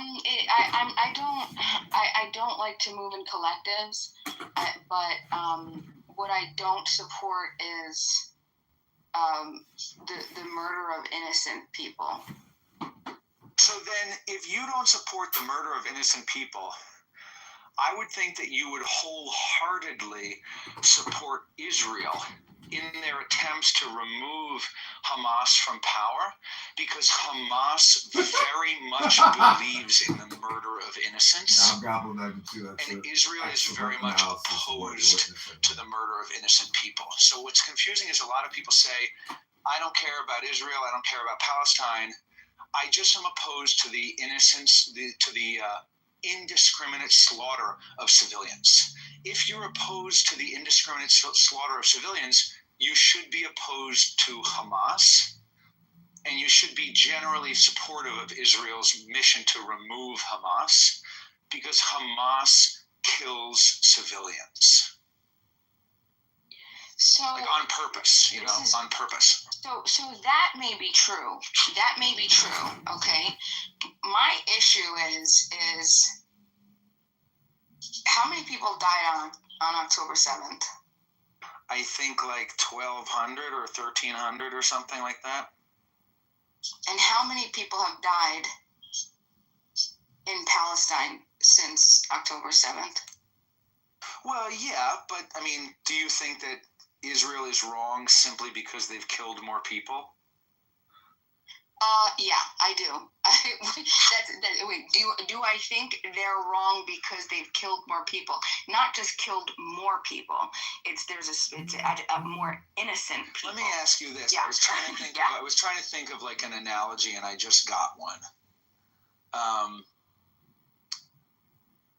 Okay, so you're a woman, I'm a man. We're not going to get in a fist fight. This example involves us being in a fist fight. I'm not trying to be in a fist fight with you under any circumstance. I don't even fucking know you, but I respect you and I don't want to be in a fist fight with you. But let's say you and I are in a fist fight, okay? And you kick me in the balls, kick me right in the balls. And then I get pissed off and I punch you in the face 200 times. I punch you in the face 200 times. You kicked me in the balls one time.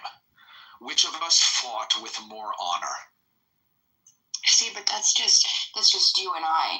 It's more, the analogy would be more accurate if it was just like you come and you kill your sister, and then in retaliation you kill my whole family. Right.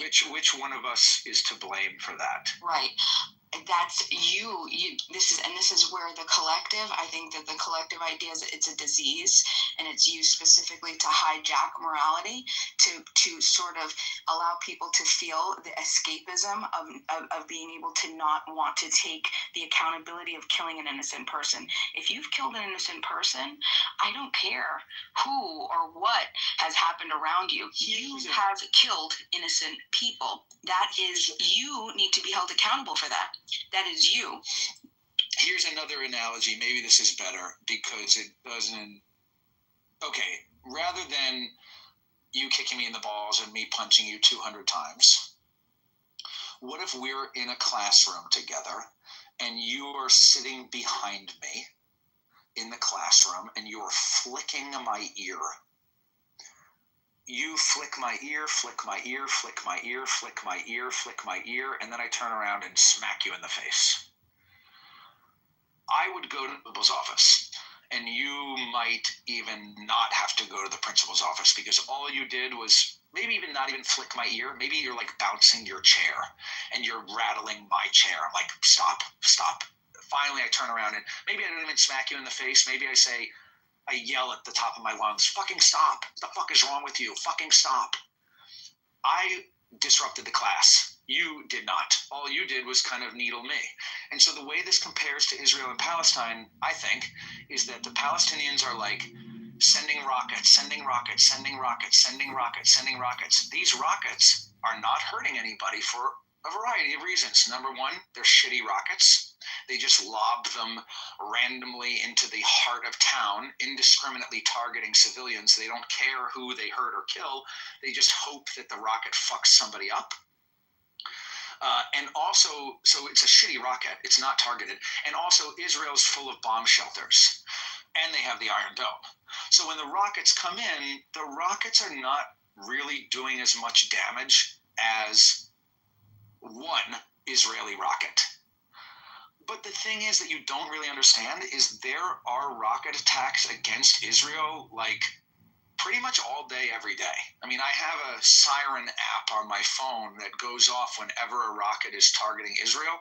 It goes off every day. So some part of Israel is being targeted by rockets every single day. And it's like the rattling of the chair, and then I scream in your face because, yes, these rockets that you're firing, if you're the Palestinians, the rockets that the Palestinians are firing, no, they're not doing as much damage as the Israeli rockets.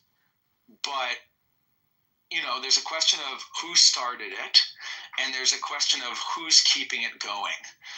If there's a week of peace, and then a rocket comes into Israel, I would say that's the Palestinians flicking the ear or rattling the chair. And when the Israelis say, stop, stop, stop, stop, stop, and then the 10th time they bomb the entire fucking village, it is, Israel is causing more damage. Israel is causing more death. But I don't think that means that they are automatically morally wrong, because there aren't any bomb shelters in Palestine, and the Palestinians like to maximize civilian casualties because it makes them look more like a victim. So if they send a rocket into Israel and it doesn't hurt anybody, and then a rocket gets sent back to Palestine and 20 Palestinians are killed, in the mind of the Palestinians, they won the exchange because, yes, 20 Palestinians died. That's very sad. But all of those Palestinians went to heaven. That's very good. And also, it made Israel look bad, and that's very good. So I don't think the argument just because more Palestinians are dying means that Israel should stop attacking, should just at this point, Israel's killed way more Palestinians than Palestinians have killed Israelis. So if we're just going for equal numbers, that means the Israelis have to sit back for the next 20 years and wait until 30,000 more Israelis have been killed, and then maybe we're heading towards equal. But I don't think that that's necessarily the simplest path to peace, is just let's wait till we've killed an equal number of each other and then let's stop. I think it's more complex than that, basically. Bima, part of your problem is you're out of the now, meaning that this whole argument always takes you out of the now. And so when you say, 50,000 Palestinians have been killed, but only 1,500 died at the supernova fest, those are totally disproportionate numbers in terms of killing. It should be more of an equal number, So the point is, historically, if you look at conflicts, the U.S. has a force doctrine of 10-1. We generally lose one soldier for every 10 enemy combatants that we kill. That's the numbers. Those are the rules of engagement, meaning that as a commander, you shouldn't go engage in a battle unless you can expect to kill 10 enemy soldiers for every one U.S. personnel who loses his life. That's like a force doctrine. But secondly, when you start doing this, it becomes political. And so it takes you out of the now, and you actually become an extension of the conditioning you've experienced. I've hung out. I like Arabs. I like their food. I like their music. And, I'm not even going to criticize Islam because I think being a polygamist, maybe they're onto something there. Maybe not. But the point is, this is the song that never ends, and it becomes spam, and it becomes politic, and it becomes projection, and then it becomes hypnosis, and it's a waste of time. And so part of this whole experiment called your life is to essentially stop playing in the spam game and the conditioning game of yourself. If you want to be free, you have to know that, you are, the more you speak, the more you think, the further from the truth you're going to get. You end up just becoming a propagandist and a political distributor of communication. So, I don't know. Those are my opinions. Go ahead, Bima.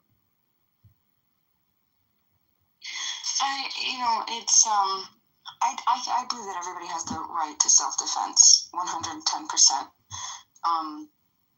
I believe that if somebody aggresses upon a peaceful person or their property, they have the right to defend themselves. I also believe that when you seek to defend yourself, if you are killing innocent people that had nothing to do with the harm that was caused upon you, you are now also you are to blame for them, and you're creating another victim. You are not absolved of not creating another victim. You've now returned.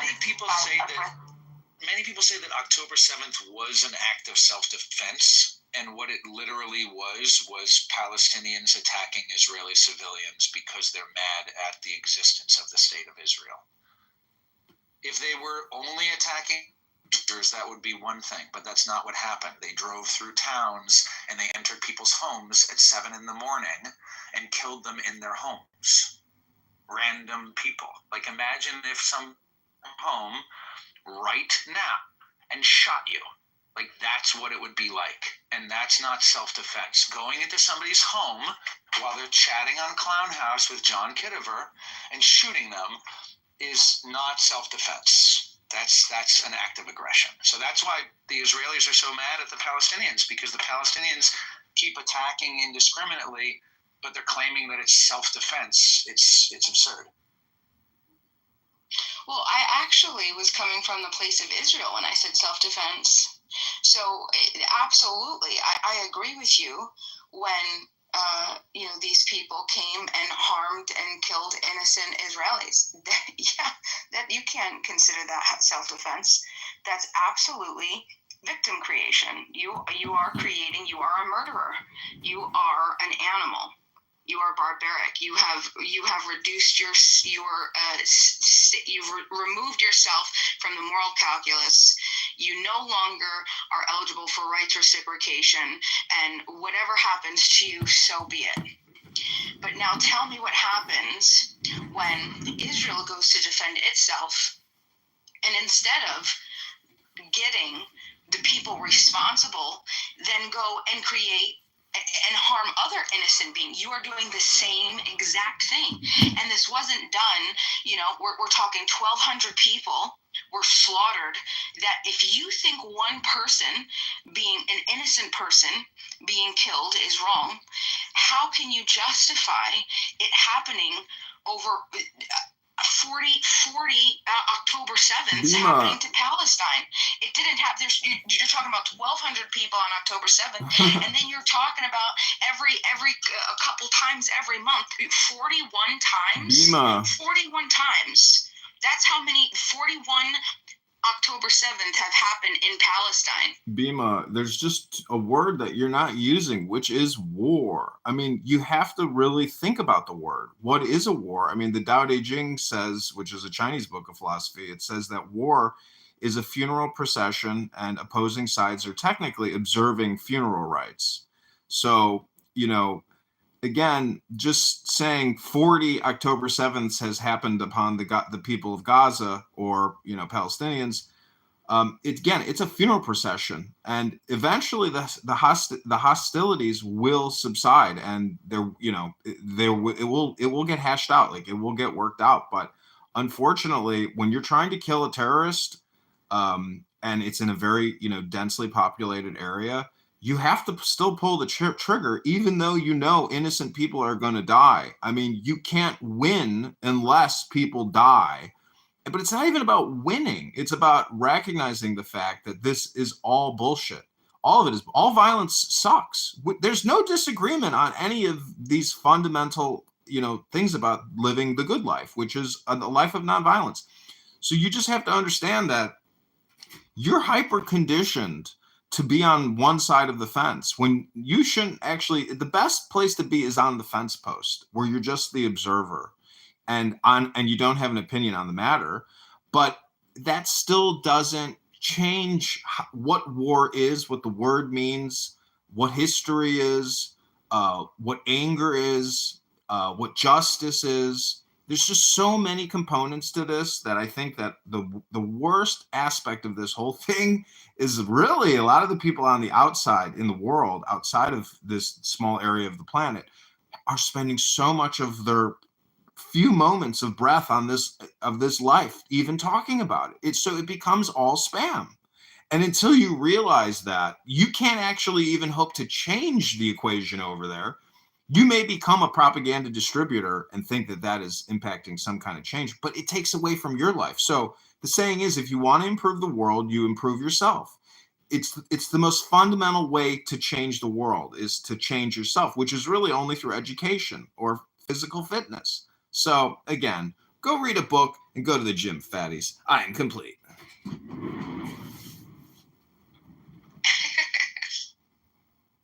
I don't disagree with that. I would just question, and I love that, right? Take care of yourself first. But I'm not going to be convinced that I'm hyper conditioned to take side X or side Y. I'm a human being who has had experiences. I understand what pain and suffering is. I think, contrary to what you're saying, I think the word war is, I think that's spam. I think that's semantic spam. And I think that that allows people to justify mass injustice, the complete opposite of justice. I think it allows the masses to believe that they're working towards something that's noble and honorable, when in fact it's nothing but a cover to mask yourself, to be able to live the next day to justify the killing of an innocent child, right? Or innocent women, people who are not military combatants. We're talking about civilians. It's not the same. I think that I don't think war is it's not this neutral descriptor. I think it's been weaponized linguistically. It is the spam. War is the spam. People who turn their blind eye to say, "Oh, it's war." No, it's not. These are people that are turning a blind eye to moral injustice and being able to walk away because it's AKA war. You know. You say but Bima, language is spam. Orwell warned us. Language controls thought, and when words become detached from reality. I know, but Bima, I mean, I don't know your position on abortion. I heard people in a room saying yesterday, this English cocksucker he's talking about. He's the problem with you fucking Americans is you don't care about what happens in our fucking world, or you don't care about how people are dying in Gaza. And I'm thinking like, well, actually, if every country was just concerned with taking care of themselves, then there would be no conflict on this planet, because it's a little bit like personal responsibility. If everybody was personally responsible, we wouldn't have to have all of this social welfare and all of this debt spending. My point is 100,000 children in this country are aborted every single month. That's 1.2 million a year. For $12 billion. I mean, if you're a patriotic American, you should be more concerned about what's happening at your neighborhood Planned Parenthood than about, 10 children in Gaza dying from some rocket strike while they're trying to take out, some Palestinian terrorist who killed 3 people at the Supernova concert. See, your priorities are all fucked up because your communication intake is all fucked up. And your communication output is all fucked up because your communication input is all fucked up. Call a spade, at least, if you had personal responsibility or patriotic fervor, you'd be more concerned about how your own country is imploding and how we kill 100,000 babies every single month in this country. I mean, do you think some woman, some doctor who facilitates, one abortion a day and makes $450,000 a year doing it because of taxpayer money, do you think that's not an issue? I mean, I can't stand hearing people say, "Oh, these people are dying." It's like, yeah, 100,000 people are getting murdered in their heads. Have you ever seen baby fetal tissue and seen what a torn up baby looks like? It's the most disturbing video you could ever imagine. Now, if it's a conflict zone where governments or a government is waging a war against a terrorist group of people, I mean, those images are horrific. But when you see baby flesh and dissected babies being put into, storage containers, to me, I mean, it's all relative. Like, there's bigger issues to focus on and to communicate about than a lot of these deranged people who just want to talk about Gaza, 18 hours a day. It's crazy. Yeah, I think that's a logical fallacy, right? Like, can I be worried about abortions in my country and also simultaneously be worried about the hijacking of the word war to create a numbness, to let people feel that they less likely are questioning its use and to understand what it actually means. How is the term because you say war. Well, sure, because you say it's psychological programming. It's all spam. It's all communication. You say war. It completely bypasses critical thinking, right? It's gonna trigger instinctive fear, loyalty, tribalism, nationalism, et cetera, et cetera, et cetera. And when someone says, "Well, look, they're at war," you immediately get into those us versus them thinking, justification of force, right? Just suspend all the ethical norms that we've ever established through how many, right? And now it's taking murder. It's going to reframe it as duty. It's going to use destruction as defense, and then that's exactly No, what you're framing what the word war is. This is a form of, as comedy says, neuro-linguistic. Hold on, let me just finish. It is a form of neuro-linguistic programming. You're using loaded language to create an automatic emotional response instead of reasoned thought. If a person kills an innocent child, it's murder. If a drone strike does it during a war on terror, it's called unfortunate but necessary. The word war reprograms the moral response from outrage to reluctant acceptance. This is the communication. This is the spam. This is the neuro-linguistic programming that the comedian talks about every day. Come and find his rooms. Join his rooms, and you can learn all about it, as I have. See, the point is, meditation now is the solution, which is silence now. And I hate to break the bad news to you, but your typical terrorist in a tunnel who is willing to die for their cause, they may be praying to Allah, but they're not praying for peace within the Hamas military, structure, and they're not praying for peace in Israel. A lot of people are just totally clueless, and unfortunately, people get caught up in this giant political military industrial complex and communication spam industrial complex. So I don't have any real solutions other than meditation now. That's my opinion, but the word war is raw backwards. I mean, it's very raw. You can't.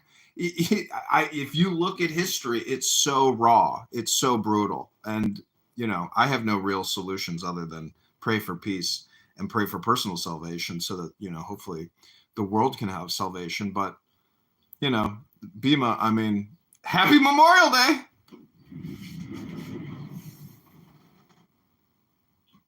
Happy Memorial Day.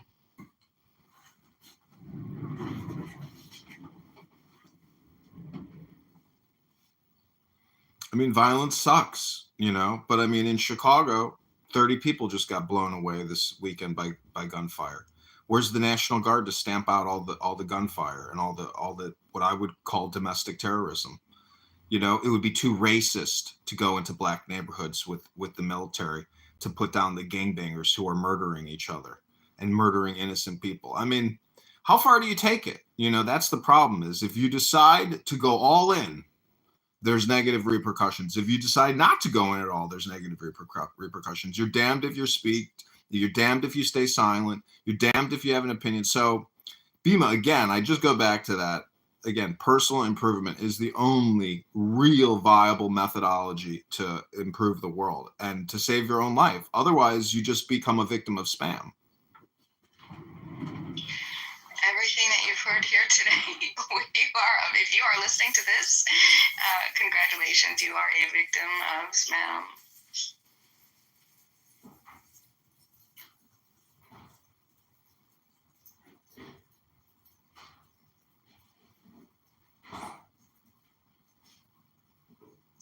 I'm not really sure if too many people would be up in arms about stopping criminals. I think the problem is when the coercive force is used to unjustly affect innocent people. You know what I mean? If we were to take the armed National Guard and put them in neighborhoods of a lot of crime, violent crime, who cares? As the idea is, though, is they're likely not going to just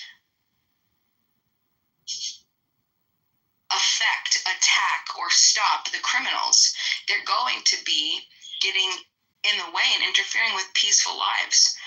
with peaceful people that are just going about their lives, just trying to get to work, go home, feed their family, right? To what extent could you justify that? Defend yourself. Defend yourself. Yeah, well, there's a lot of brutalized victims. There's a lot of brutalized victims in those neighborhoods that would love to see a presence on the street, because then they wouldn't get bullied by the gangbangers anymore. I mean, it's like hallway justice, you know? That's why they have hall monitors. You need observers to report the facts, to record.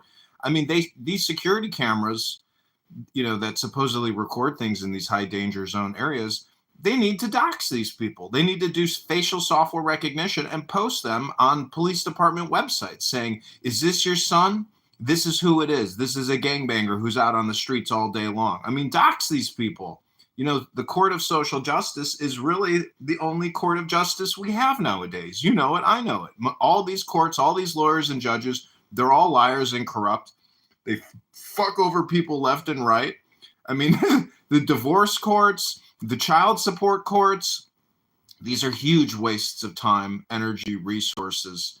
But, you know, without it, I mean, then it's just lawless and there's no supervision and there's no documentation. So, again, I would just say that spending time on this app is a form of toxic spam absorption, and it will have negative repercussions on your life. I mean, the book in my PTR, if you've never read that book, it's called The Tao Te Ching. You should read it because it's one of the smartest books ever written. And it talks about all the things we're talking about, but 2,000 years ago, meaning that you're being a victim of spam. This app is a spam distribution platform, just like how Facebook is. Facebook is nothing but one giant spam platform.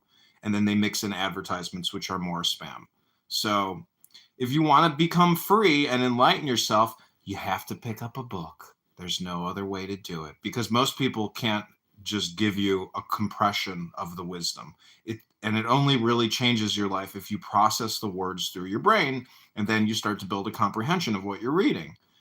These are my opinions, but in my opinion, Bima, I've heard you speak on this app for quite a while, and I think you are a victim of spam, and then you regurgitate the spam. That's what you're doing.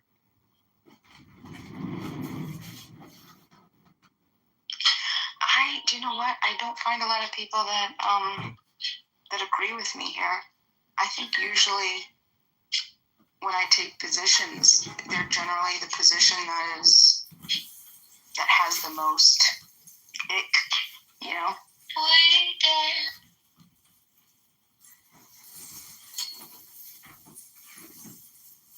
I'd like to think that's because I'm not going along with the masses. I like to think that's because I've thought a little bit through what my actual positions are. And that's one thing that you'll find, which I don't think that you'll find with a lot of people, is consistency. You can find with everything that I've ever talked about. Well, who do you side with, the strong or the weak? I side with the innocent.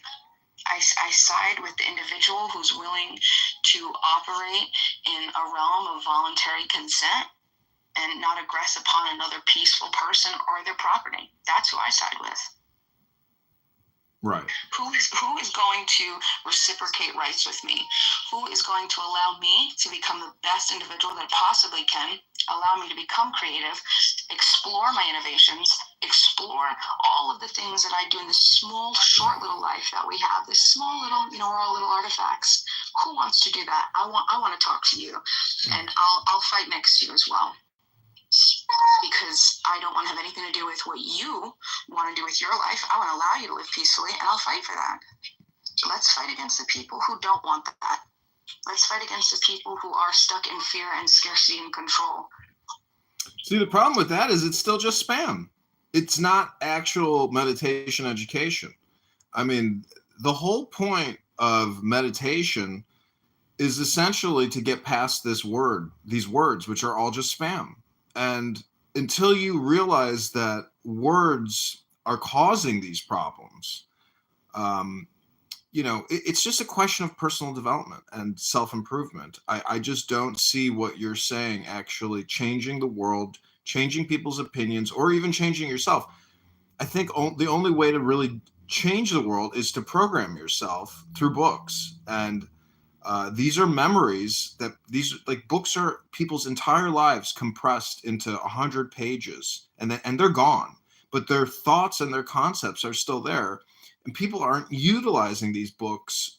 Unfortunately, most people are just using their cell phones to program their lives. And so therefore we have a huge problem that there will be no peace, and there will be no peace because the programming sucks, and your programming is just not effective enough to make any significant change. And when I asked you, who do you side with, the strong or the weak? You said, I side with the innocent. So that's part of the problem right there is, first of all, no one is really innocent for the most part. Everybody ends up being guilty of some type of crime. Nobody's perfect. You know it. I know it. But anyways, happy Memorial Day. So, chapter 31 of your book on weapons and war. Weapons are the tools of violence. All decent men detest them. Weapons are the tools of fear. A decent man will avoid them except in the direst necessity. Victory by force of arms is not something to be admired. Those who rejoice in victory delight in killing people. There's a condemnation, celebration of war. I don't think what you hear from, well, I'll allow the audience to make their decisions, but what do you hear when you are looking at a war in this world in 2025? What do you hear from both sides? Chapter 69. There's no greater misfortune than underestimating your enemy. Underestimating your enemy means thinking that he is evil. Thus you destroy your 3 treasures and become an enemy yourself. Even in the face of opposition, your book warns against dehumanizing the enemy. War isn't a space for righteousness or ego. It's supposed to be a last resort. It's supposed to be a defense, and it risks destroying your one's virtues. Tao Te Ching, chapter 30. Those who use the Tao to guide rulers do not use force to conquer the world. For every force, there is a counterforce. Violence, even well-intentioned, always rebounds upon itself. Think about the Israeli-Palestinian conflict. Think about what I said. When you are a victim, and instead of defending yourself only upon the aggressor, the person guilty, you then create more victims. What are you doing? Force and violence upon the innocent, it's self-defeating. This justified war, there's moral, there's spiritual, there's mental harm that's involved. The Tao talks about, you'd know better than me. This is just a quick thumb through. It looks like it's saying harmony, restraint, non-interference. See, that book, Bima, is about governance, about rulership, about personal development, about wisdom, intelligence, strategy, knowledge. You can do a superficial reading of it, but you should read it, front to back, and record yourself reading it and re-listen to it, because you can read a book superficially, and then the comprehension of the knowledge and integration of that information, which is really comprehension, can be challenging.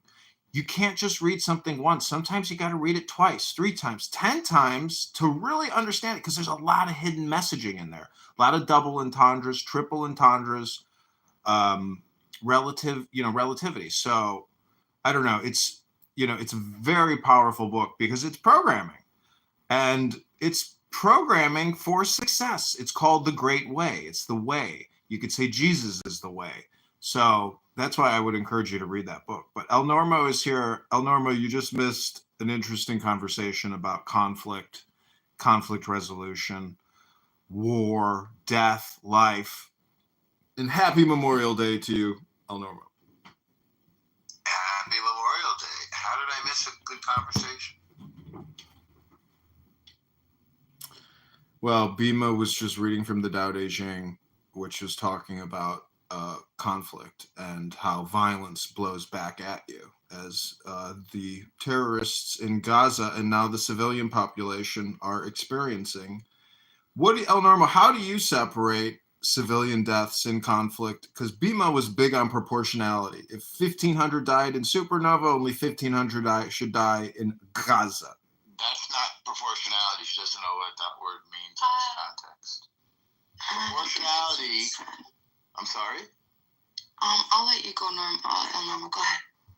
Proportionality means that the military value of a target must be commensurate with the potential collateral damage to civilians. That's what proportionality means.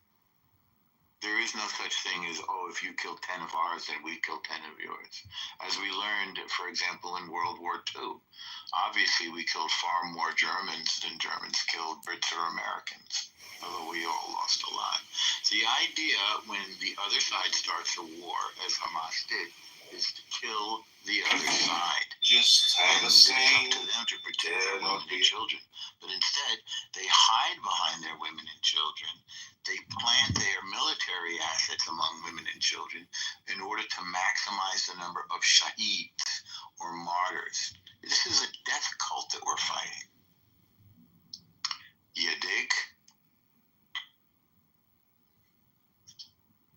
I mean, your average mother, your average child. I mean, the problem is when you say death cult, that means that all their communication is essentially shahadist. I mean, I've seen their communication that they put out, and it's insane. And I just don't see any solution other than a total solution, which is the complete and total removal of all people from those areas and put it all under Israeli security control, and then essentially do a development plan.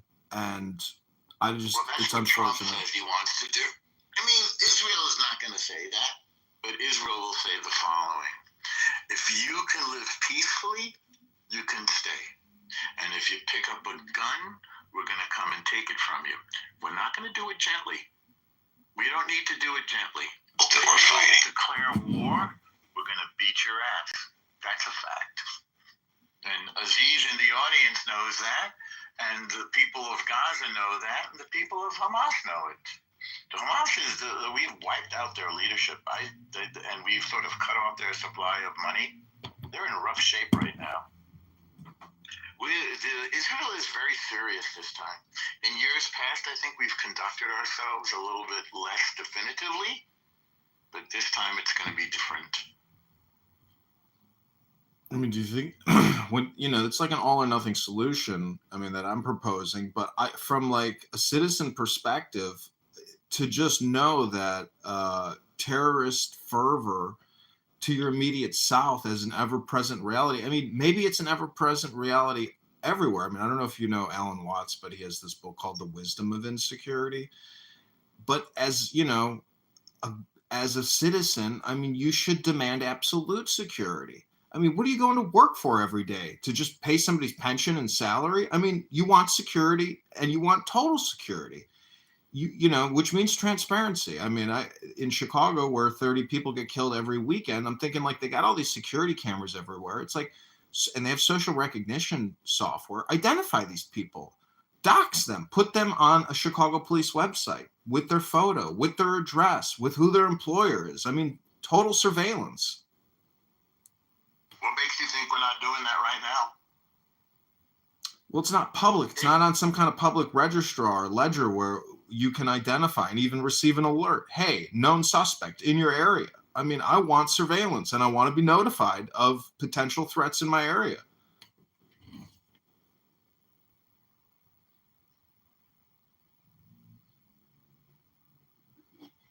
I mean, I'm talking about from an American perspective, but I mean, what's the difference now?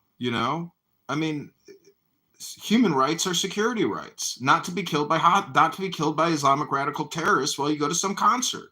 And that's a major problem. I mean, there's sleeper cells. There's individuals, who have extreme mental health disorders. They absolutely have Jewish derangement syndrome. I mean, it's all they think about. It's all they talk about. It's all the media they look at. I mean, I think Facebook and Zuckerberg has done a pretty good job in terms of scaling back the insane radical leftist terrorist propaganda, and is now letting conservative speech on the platform. But it's still there. This Free Palestine scam communication bullshit should be outlawed and censored, in my opinion. I mean, I'm actually for censorship. And it's basically, if you are promoting terrorist ideology and murderous, homicidal infatuation or projection, I mean, no. Like, the algorithm has to suppress this stuff. It's inflaming people. It's causing people to act out their worst programmatic tendency. I mean, it's my opinion.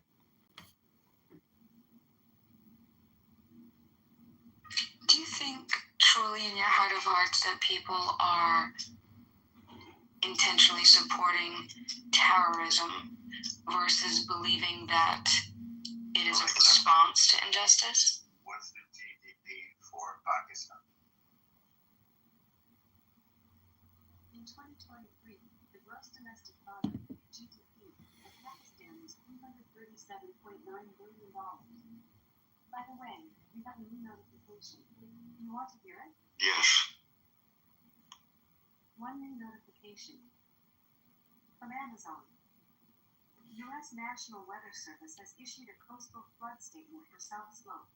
It'll be in effect from May 26th, 7 p.m. EDT. So, what were you asking, Bima? Do you think that the people who are supposedly supporting Palestine or the Free Palestine movement, right? Do you think those individuals are intentionally looking to harm, destroy, and hurt, versus they believe that harm, destruction has come to a people and that is the retaliation that is necessary to free and create peace for them? I think both sides are like a mirror, but one side of the mirror is more polished than the other side, really, at the end of the day, if that makes any sense. Because I would just ask you to compress your message more. Can you make it one very short, succinct sentence? Because you have too much in there, to address, I suppose, or to think about. Can you compress it? But again, my answer would probably be, it's just two mirrors. One is polished, one is unpolished. And same thing with the India-Pakistan conflict. Israel is the big brother. Gaza is the little brother. It's a question of great state versus small state. The Tao Te Ching addresses these topics about humility and how a great state gets on its knee, or how an inferior state gets on its knee, and how it wins respect. It's really advanced psychology on how to do conflict resolution and create harmony. And that's what they don't have in Gaza. In Israel, they have a book called Tanya. They have a collection of books called Torah. And these books deal with conflict resolution. Even the genocide stories of the Old Testament, I believe those are essentially stories to educate us on the now, which is peace and silence. Not silence in terms of subversion or lies through like failing to provide information. There's a term for that, disclosure, essentially, lack of disclosure. But all the information is out there, Bima. All these solutions to all these problems are out there in books. They are external programs just waiting to be infused into the human psyche of every human on the planet. But who can do that when you have to scroll up and down on TikTok for doomsday forever and watch a countless number of free Palestine, free Palestine. And then you got some cocksucker in Washington, D.C. from Chicago who responds to some Hamas propaganda message and then murders two innocent people, two beautiful people about to get married. Come on, Bima, don't you see the connection between communication and killings? It's right there. That's the perfect example of how communication kills, how direct response communication kills. It's the same thing with the television advertising industry. I used to caddy for Mr. Blywas, beautiful Jewish human being who created the direct response ad. And, you know, he made millions and millions of dollars. It's all about communication. And what we have with this conflict and many conflicts is a failure to communicate.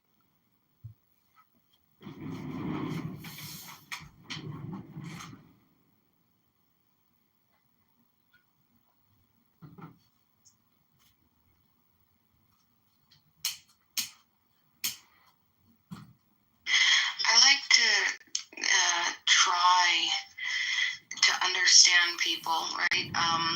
What is it? 7 Habits of Highly Effective. Geez, I don't remember now. 7 Habits of Highly Effective People, maybe, I think it is.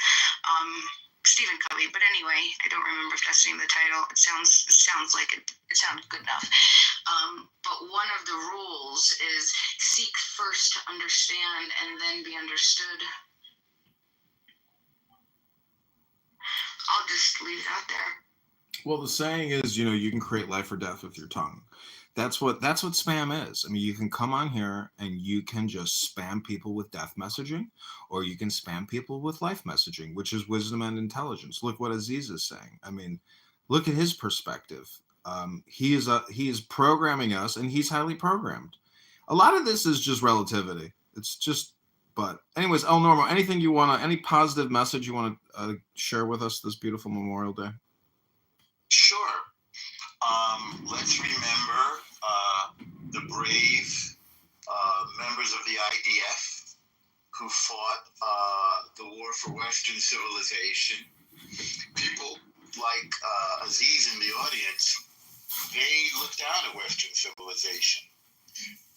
They want barbarism. They want terrorism. They want Sharia law. They want to take the world backwards. So the question is, what will win?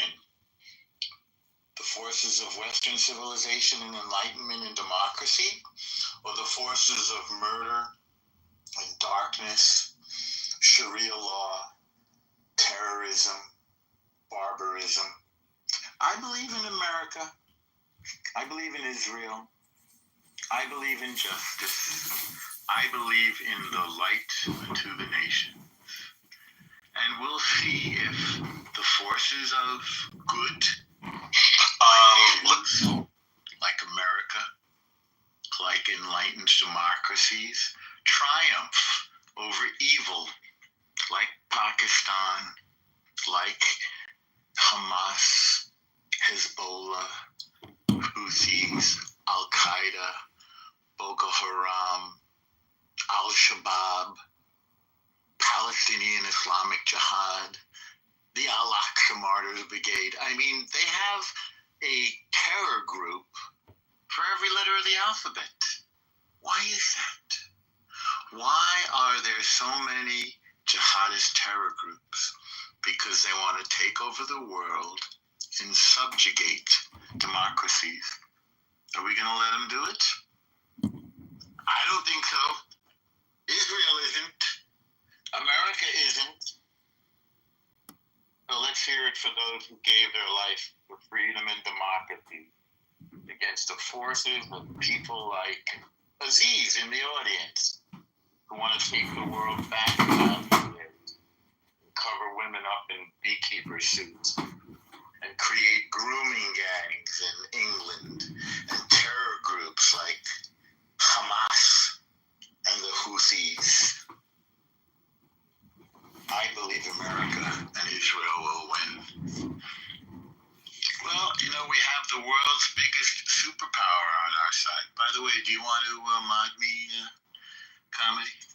So I can, thanks. Yeah, Aziz, you think that the world's biggest superpower is going to lose?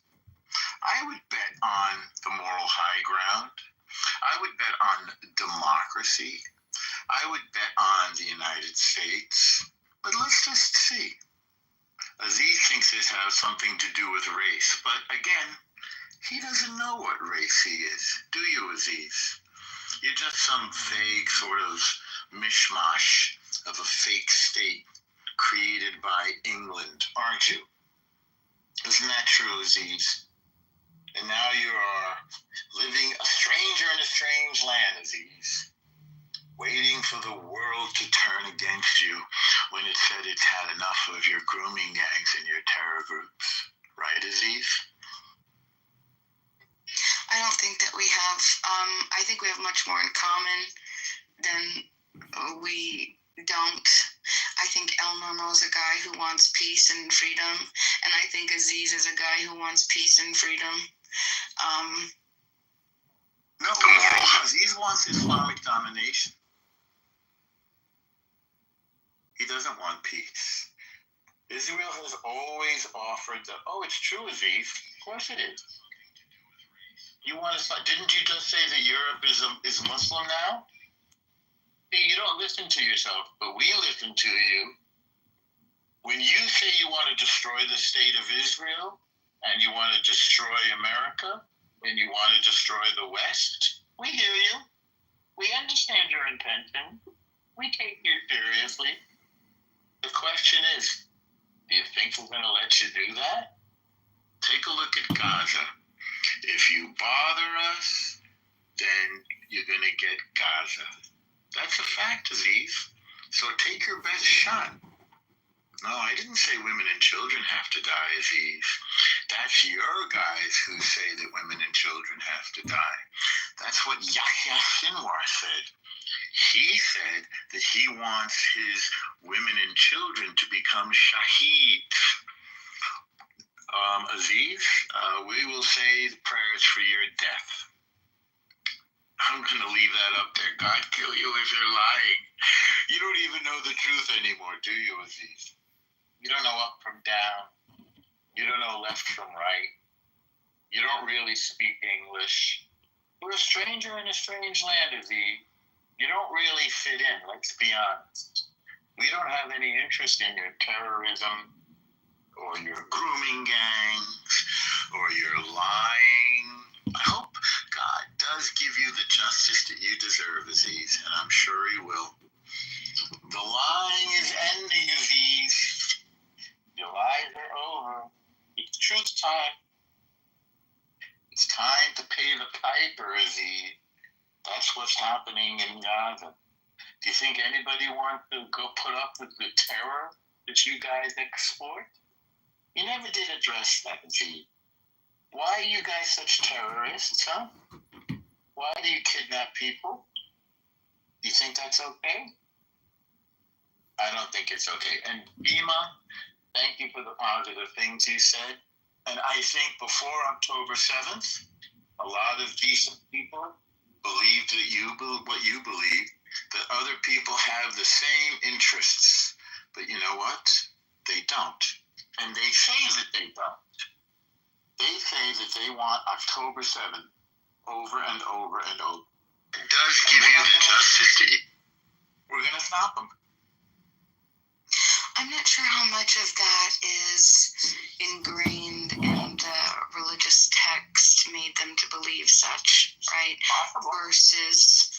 Versus a people that are at a state of such despair and hopelessness and helplessness that they're in this state of... Well, you know what Jews do when we're in despair? We make a beautiful country, Israel. And you know what the people of Gaza did when they were in despair? They killed their neighbors. They slaughtered their neighbors. So that's the difference. I don't excuse it. It is truth time, Aziz. It's time for us, when you say death to America, we're going to stop you. We're going to find you. We're going to prevent you from killing what we hold dear. That's a fact. That's what America did in World War II against the Nazis, Aziz. The Nazis were Amalek, and Hamas is Amalek. And we're going to prevent them from hurting anybody. I think, I sense a lot of passion in your voice and in your, I think, your intent. And I definitely am there with you. I want to live free and I want to live peacefully. I'm just not convinced that the other side doesn't want that either. Well, they don't say that they want it. I'm not sure if they're in a position to say it. Bima, your average taxi drivers, Bima, their average taxi driver is going to say that.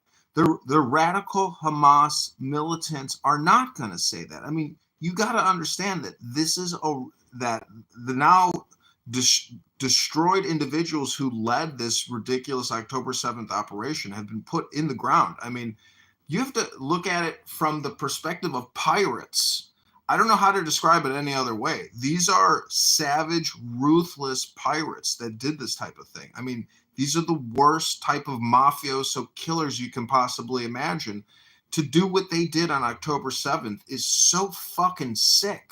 I mean, they were trying to spark a regional war, more than just one isolated terrorist attack.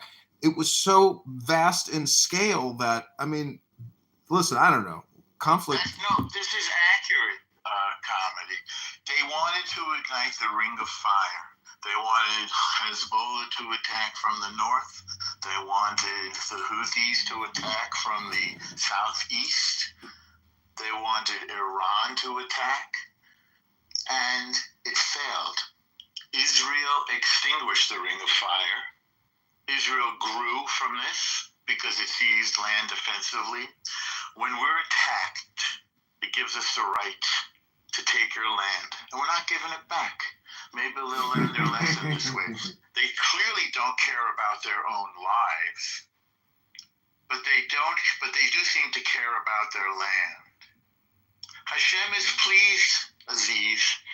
Hashem told us the following: if your enemy rises up to kill you, rise up first and kill them first. And you have risen up to kill us, and we have risen up before you and prevented you from doing your evil. You're evil, Aziz. You're evil. And we're not going to tolerate murderers on our border. Thank you for the amen, Mike. That's a fact. You're right. I'm sorry, go ahead. No, it's okay. I don't believe that Aziz is evil. Oh, well, he says evil things, and he does evil things. And I believe evil is as evil does. He's never said that he wanted peace. He just wants to hate Jews. They know that they hate Jews, and there's a reason why they hate the Jews. They hate the Jews because if we still exist, and we still have the covenant, that means that their book is false. It means that they are not the final revelation. They're just a sort of let's just say a weak revision of the Torah. And it's intolerable to them. And I believe, by the way, that Muslims are monotheistic, that they do believe in the one God, but they're going to have to learn to live peacefully, or they're going to have a big problem, as you see in Gaza. That's a fact, Aziz.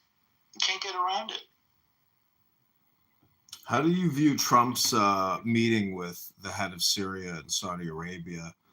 I mean, the guy from Saudi Arabia is now, in every country forming negotiations.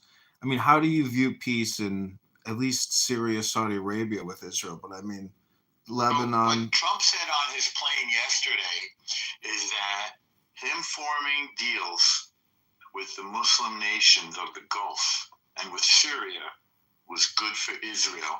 And I believe him. He's gathering up the Sunni Muslims and he's getting them onto the same page to oppose Iran, the Shia forces which want to conquer the Sunni forces.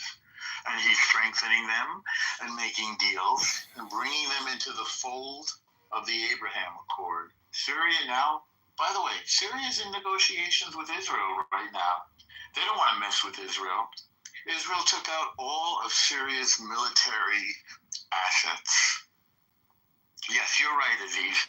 You are a religious fanatic, but we're not going to let that deter us. We will not let your violent, terroristic fanaticism, we're not going to let that impinge on the West, on our democracies, on our multi-ethnic, diverse ethic of equality. We don't want to live under Sharia law, Aziz. Look at the projection. He says Norm is a religious zealot. He's just projecting it. Have you said anything religiously zealot? Nothing. I'm a Jew, but I'm not a zealot. Well, see, all communication is projection. I think I would have to push back. I think the why he would be saying that is It's projection. Using the monolith. I think El Normo, I think while your intentions are good, I think your language is intentionally inflammatory. And I want to inflame the fire of democracy and righteousness. That's what I want to inflame. I think when you take any group and you group an entire people as a monolith, I think that's one of the least spiritual and factual things that anybody could do. I think that it's. Nobody's a monolith. But that's what I'm saying. Like, it sounds like your language. That's what it sounds like to me. You know. Tell me what you heard me say, and I'll tell you if it's right, or I'll correct you if you didn't hear it right. It was pretty much everything you've said for the past 20 minutes. Well, give me an example of something that you heard, and I'll tell you if you heard it right.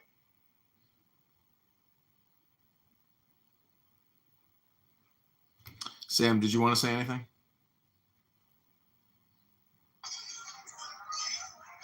Hi, Shalom. Yes, I want to say hi, I will keep everybody.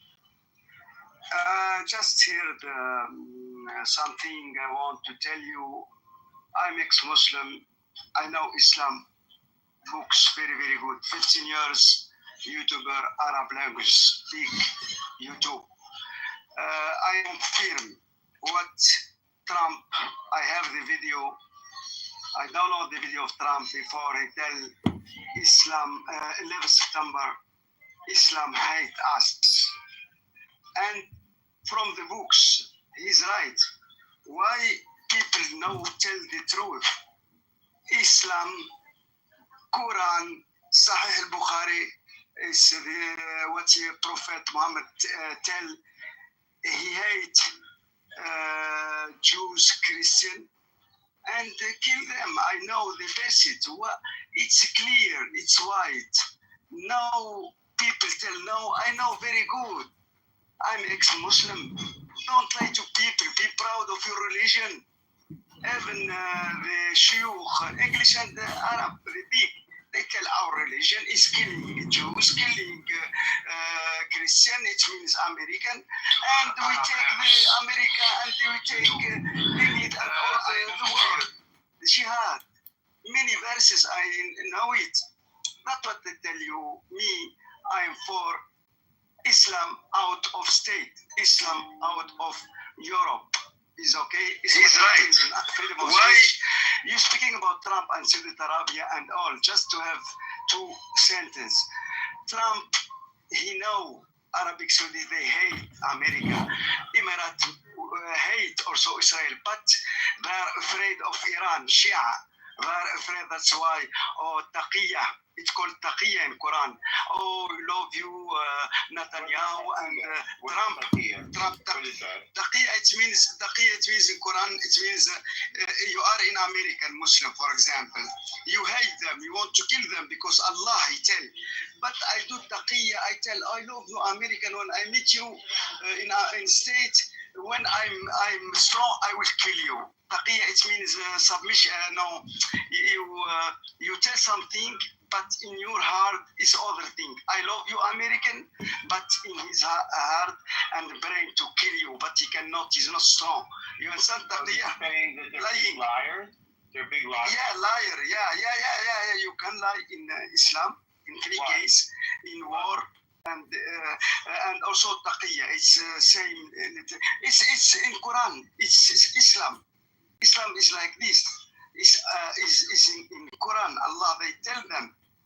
You understand? This is the first point. The second point, Arabic Saudi and Gulf.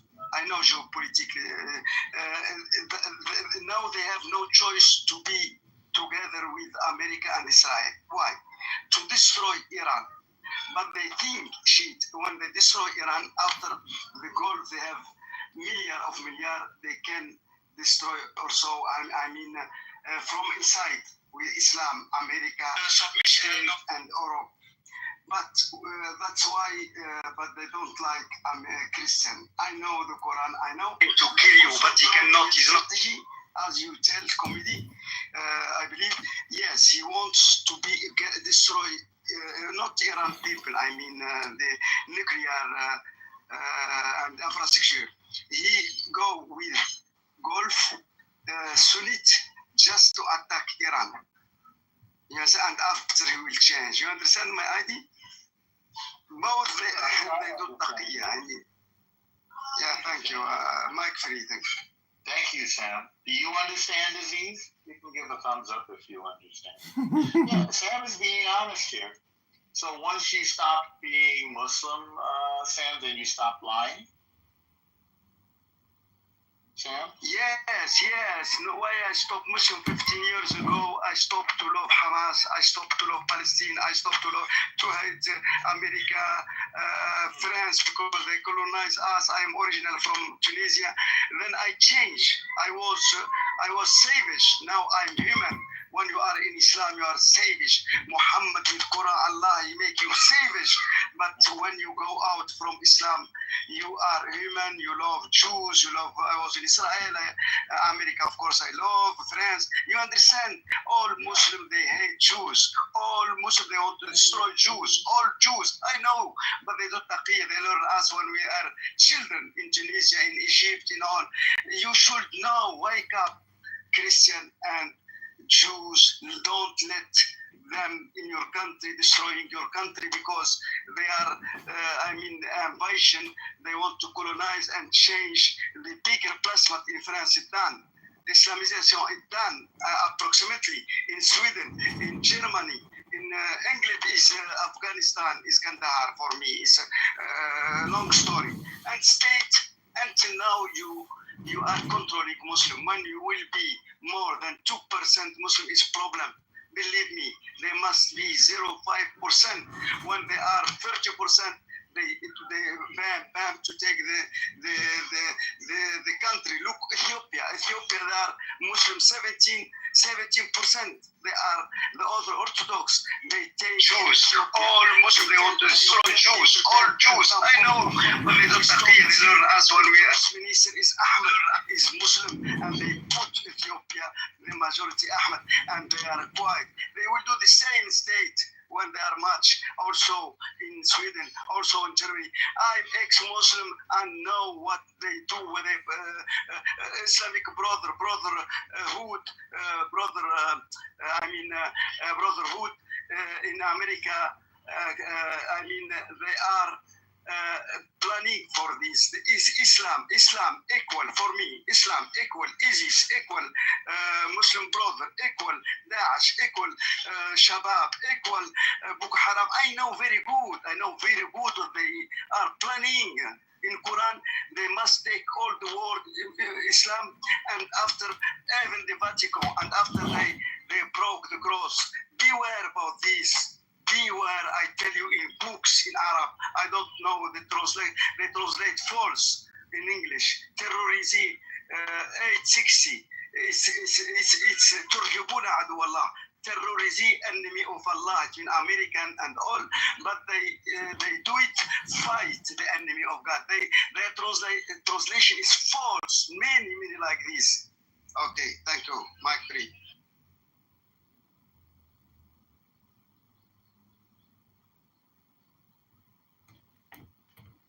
Yeah, that's really interesting. Those are stronger words than I would have been able to use to condemn this. I mean, clearly you know more about this than I do. So I thank you very much, Sam. Thank you for sharing. There's a lot of welcome. And I add something, just add something comedy very important. Read your story, American. When 1760 like this, the first war after English army go is war with Islam. Your general, the Muslim in Algeria, North Africa, Algeria. What's name is Barbaros. Pirate Barbaros. They take all boats in Mediterranean. They take 2 boats, American lady, white, and general. He go before Washington, before George Washington.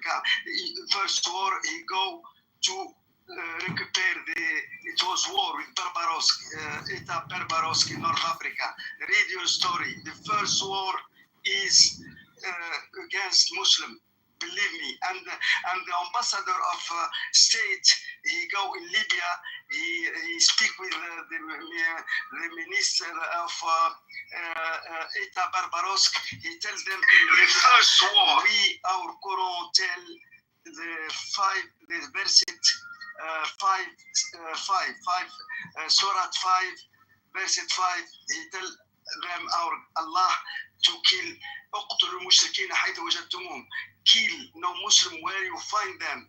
You understand? Read your history, the true history, you'll find it. Thank you, Mike. Sam. Okay, we have Phoenix on the stage. Phoenix, is there something you want to say? Yeah, what the fuck?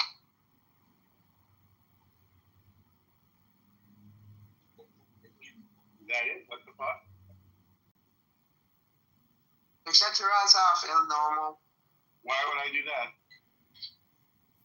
Because your ass is nasty. What do you have to do with that? Is it something that's within your brain right now? You're thinking about my nasty ass? I just, the Phoenix just descended from the room very rapidly. Happy Memorial Day, everyone. All right, it's 11:38 a.m. CST, and the date is May 26, 2025. I want to thank you all for being here. El Normo, do you have any additional positive messages you'd like to tell the room this beautiful morning, this happy Memorial Day? Well, thank you to all of the men and women of any breed, color, nationality who died for us defending freedom on this Memorial Day. Thank you, and I hope I can be worthy of your sacrifice, and I hope I can repay it in some way. That's what I have to say, Congressman. You know, the now, in my opinion, is a compression of the past and the future. And so the most important choice now is always your communication. And that's what you say and what you listen to. And, you know, when Moses and Aaron had to deal with God and the golden calf and the, you know, the angry people, Aaron commanded them to take the gold from their ears. So part of the biggest problem with a lot of these spammers on this app is they actually get a lot of ears to look at their spam. And that's the problem with toxic communication, is if you do scratch a bigot's itch, he's going to look your way. But anyways, I'm just saying that so much of the communication here is political. Be worthy of your sacrifice. Yeah, I hear you. I think the most important thing is not to take this app seriously. I just view it as, it's like Facebook. It's all spam. Everything is just spam. It's a question of awareness of how much time you're giving to spam. And then you can course correct and optimize your life or counteract the spam in a creative way. It's like transmutation or synergy. You have to kill 2 birds with 1 stone on this app. Otherwise, you become a victim of spam. Yeah.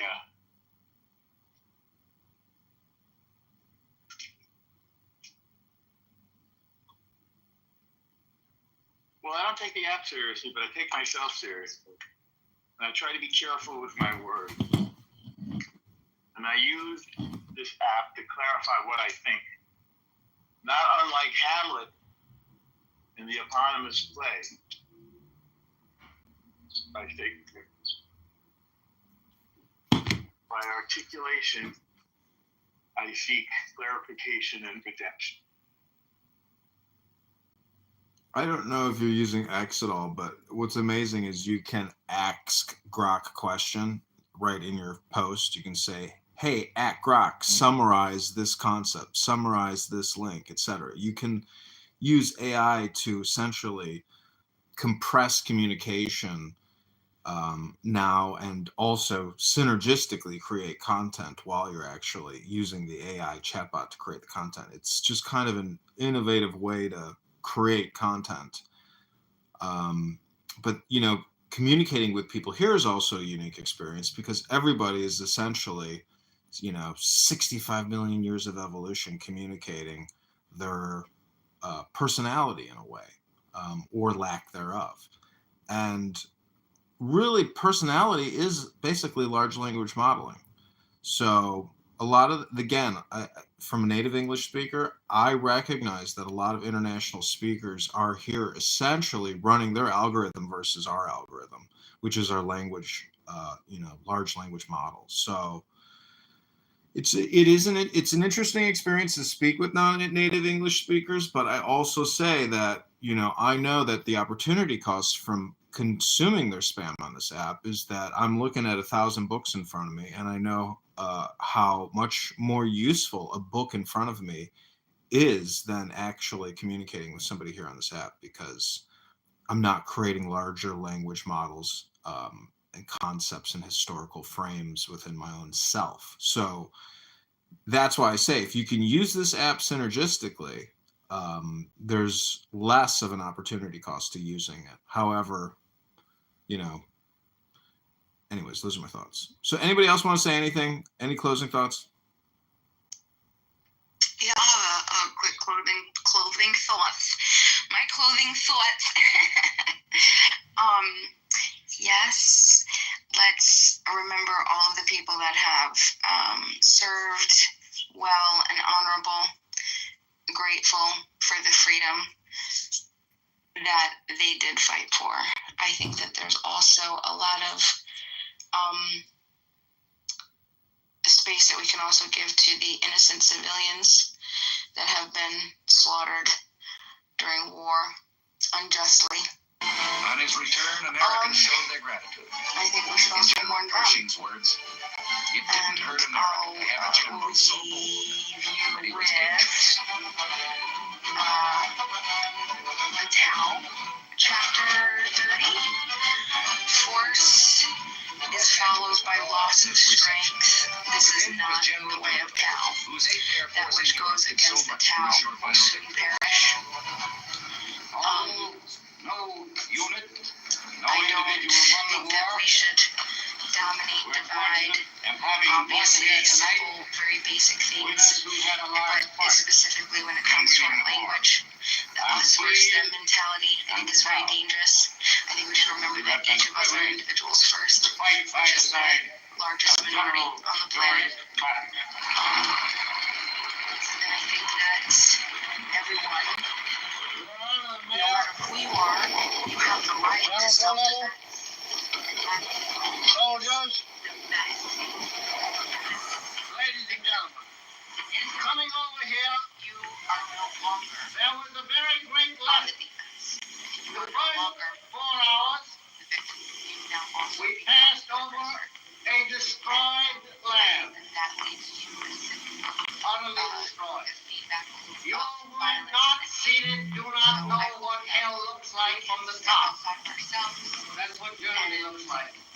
That's Austria looks like. That's what any place that the 8th Air Force and the 3rd Army works on looks like.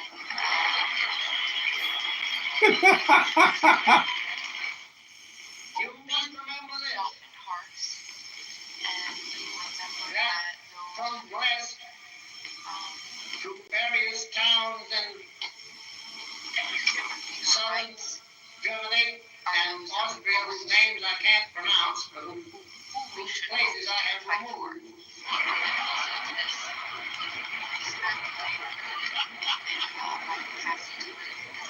The trail of the Third Army and the 19th Tactical Air Command and the 8th Air Force is wrong. Through force or violent back force. By more than 40,000 white crosses. 40,000 dead Americans. To anyone who wants to harm others, subjugate, initiate violent aggression, and not reciprocate peaceful rights, right? Peaceful rights. Germany is no more battles to win. Patton watched Americans compete on the playing field. Again, he saw the fighting spirit, the will to win, a quality he loved and admired, which epitomized himself. Struggle was the test of a man. War, the supreme struggle, provided the highest test.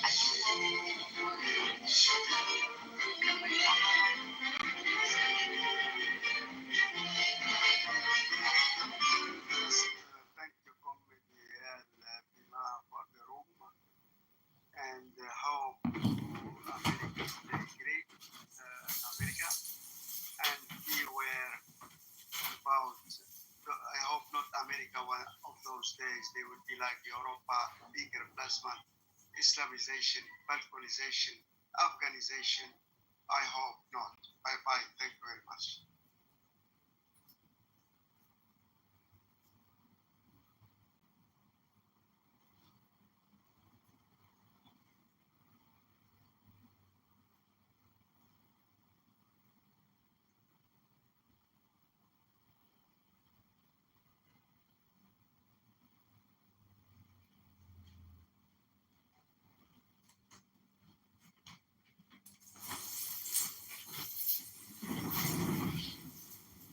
Okay, so this has been the USA Memorial Day room.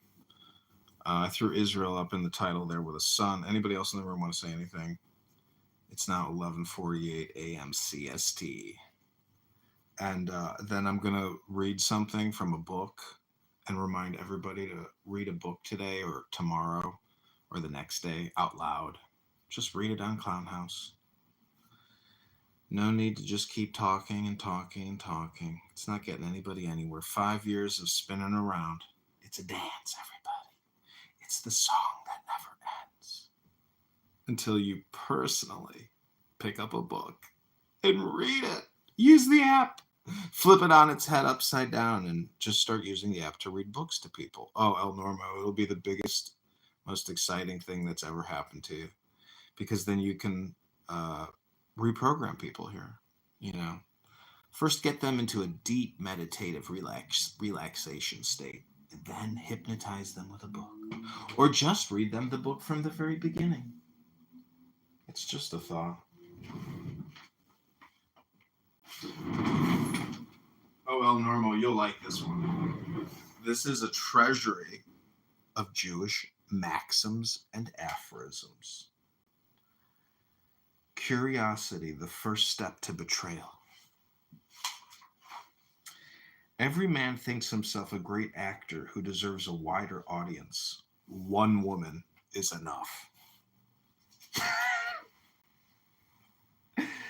Friendship after love is like smoke after fire. The more superb a writer, the less literary is his writing. Like society, like literature. Only that which comes with great effort is easy to read. Friendship with a woman always ends in love. One goes to the theater mainly for the intermissions. Your church is where you feel God's inspiration, not where you see the cross, walls, and stones. On your face, I sadly note the last stage of all misfortunes, boredom. Tango, a sad thought to which one can dance. One needs to learn death as we learn life. Love makes discoveries. Dissipation makes inventions. Never, a silly word. One can never comprehend it. You will learn more wisdom from one wife than from 1,000 mistresses. A thief could easily come to terms with a policeman if it was not for the victim. Faith moves mountains on the backs of the faithful. Once I faked virtue, now I fake desire. An ounce of gain, a pound of envy.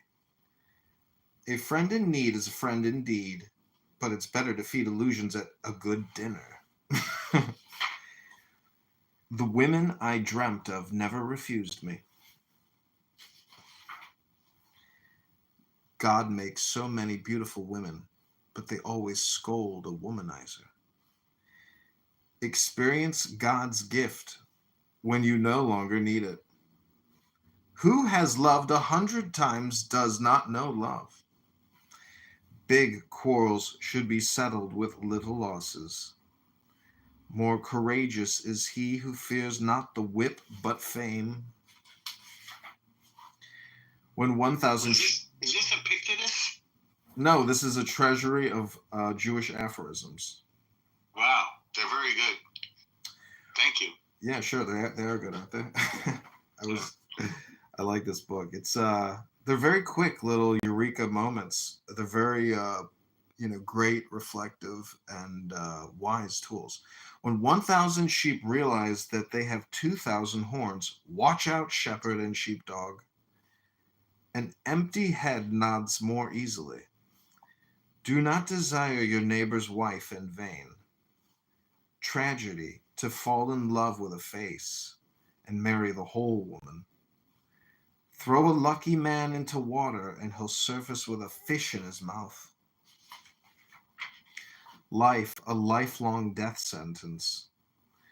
A pessimist says all women are loose. An optimist does not, but he has hopes. Fidelity, a strong itch with a prohibition to scratch. Even the most beautiful legs end somewhere. The difference between camels and men: a camel can work a week and not drink. A man can drink a week and not work. A horse has 4 legs, one at each corner. Choroba, megalomania. A new sickness, megalomania. That's megalomania, like military soldiers get medals. Conscience, that quiet voice which whispers that someone is watching. Egoist is someone who cares more for himself than me. A virtuous girl never chases after boys. Whoever saw a mousetrap chasing mice? Success, something your friends will never forgive you. Raisin, a worried grape. A flea, an insect which has gone to the dogs. Corpus delecti, a delicious body. In partibus infidelium, she is unfaithful, but only partly. Wit is a very important part of a woman's outfit. You can never be too picky when choosing parents. Nothing moves a man as much as the tears of the woman he begins to love, and nothing irritates him as much as the tears of the woman he loves no longer. Love is a dainty golden little box in which you will find a carefully prepared and concealed little bill. The most important things in life happen only once. What the shell absorbs in youth, of that it will smell in old age. The way is never long to one's beloved. Love without money, gateway to misery. A good wife is the husband's crown. Where the tail rules, the head blunders. Where the devil can't manage, he'll send a woman. Mother's voice is God's voice. She is not the mother who bears, but the one who rears. A guest in the house is God in the house. What one thinks when sober, one says one when drunk. The tavern will not spoil a good man, nor the church mend a bad one. As Jacob to God, so God to Jacob. Who digs pits under others falls into them himself. The man has not yet been born who can please everyone. Do not shoot with powder when you can shoot peas. God guards the guarded. The drowning man clutches at a razor. Better an ounce of luck than a pound of gold. The violin does not play for everyone. Money is a good servant but a poor guide. The threshold's too high for my feet. Dog barks, carriage rides on. Go into debt but make a good showing. Who wants to hit a dog will find a stick. The master's eye fattens the horse. Shake a hoe at the sun. To a wise head, 2 words are sufficient. The word flies out a sparrow, but comes back an ox. Okay, that's a treasury of Jewish aphorisms. I hope you enjoyed that. Happy Memorial Day.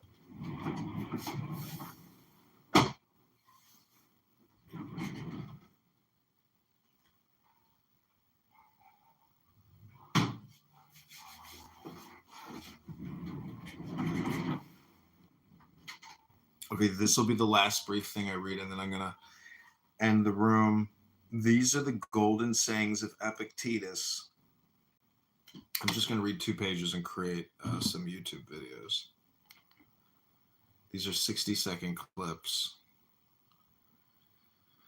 I would categorize this as Greek or Roman philosophy, and I think it's pretty profound.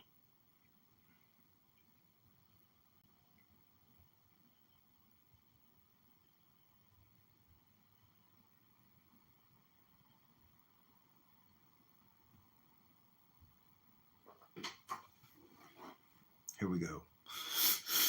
I think I know now what I never knew before, the meaning of the common saying, a fool you can neither bend nor break.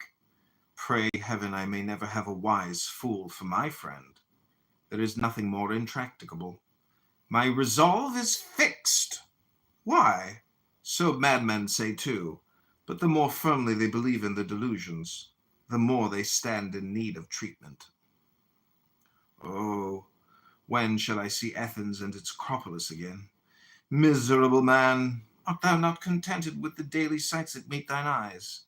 Canst thou behold aught greater or nobler than the sun, moon, and stars, than the outspread earth and sea? If indeed thou apprehendest him who administers the universe, if thou bearest him about within thee, canst thou still hanker after mere fragments of stone and fine rock? When thou art about to bid farewell to the sun and moon itself, wilt thou sit down and cry like a child? Why didst thou hear? And what didst thou learn? The meaning of the... Okay, that'll be the... This is the kingdom of God is within you. That's Luke 17:21. Okay, everybody, hope you've enjoyed this room. This has been my USA Memorial Day Israel special. Dr. Sean, Malika, health, wealth, love, peace of mind, happiness, and strength. Talk to y'all soon. Bye.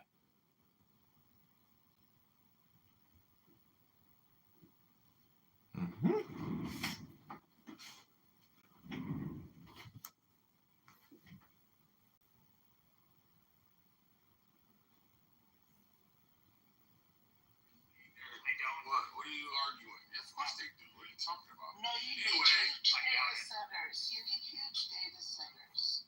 No. Require a lot of electricity. So the programming and the data is different things, right? Welcome back to Concrete's Spam Special Hour, where he will spam you for an hour. Concrete never shuts the fuck up. All he does is do communication spam.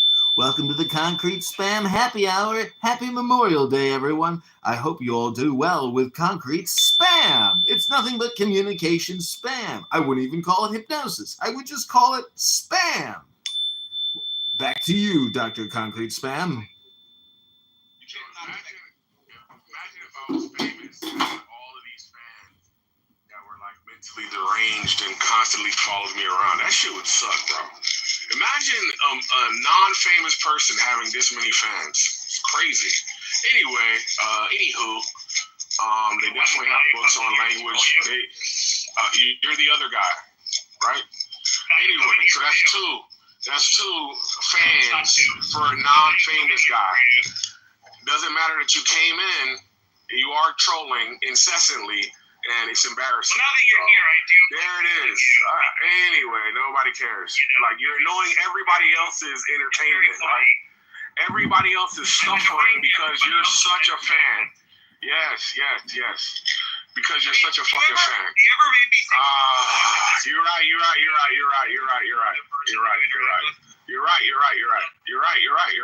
Okay. Anyway, so the whole point is, Michaela, if there is I'll actually PDR a book on large language models. I think I even have it in my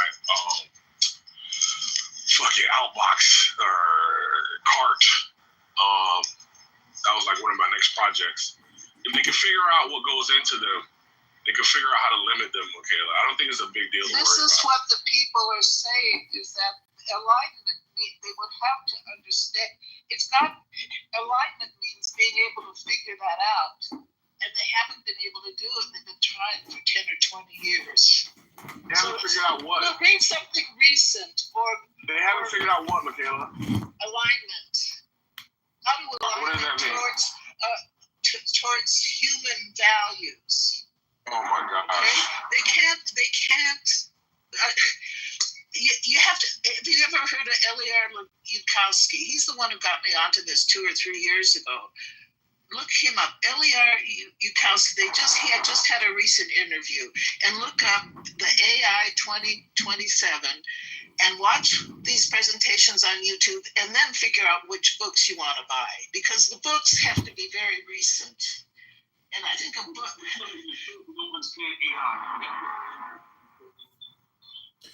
Welcome back to another episode of Clown House Spam Communication, where for the next 5 to 50 minutes you will be spammed relentlessly with spam. Congratulations, everyone, on participating in this spam social experiment. This clown. You're a clown, but why can't you contribute something better than your stupidness? You would actually can't. If he could, he would have. He can't. You believe that is flat? Yes. Can you show us how you can have a mass of water without a container? If you believe. Can you show me that? Gravity minus gravity. Gravity changed 3 times? Yeah, can you prove to us that your mind is not flat? Wait, hold on a second, brother. Does the science of gravity change 3 times, and is it just a theory to this day? What the fuck? Miles, you don't understand scientific theories. They are very powerful. They're almost like facts. They've been constantly, tested and approved. Theories aren't just your beliefs in a colloquial sense. They're actual, strong scientific evidence. There you go. Man, that sounds great, man. I wish it was real for them. I mean, it makes them sound real stupid. Right? They would say that we're supposed to follow the great philosophers of time, but they ignore Nietzsche. Nietzsche said you're supposed to ask and question everything. So we have no science to back gravity, or that a ball can have water on the surface, that you can have a mass of water without science. I can't take them seriously. But even if can I question? Can I question my mind? Yeah. Can I question that your mind is flat? Can you first answer that was funny. That's a mass of water without a container. Answer that question. Let me go forward. Go ahead. I think that your mind is flat. Prove me wrong. Wait, hold on, Midas. Are you saying that we can't model water being in a place without a container? Facts. There's no mass of water. You can't do any chemistry experiment without a container, a beaker, or some form of containment. All right, is our atmosphere a container? our atmosphere would have to be contained. Because they're trying to tell us that our atmosphere is directly adjacent to a vacuum. And that means our atmosphere would not be contained. Oh, yeah.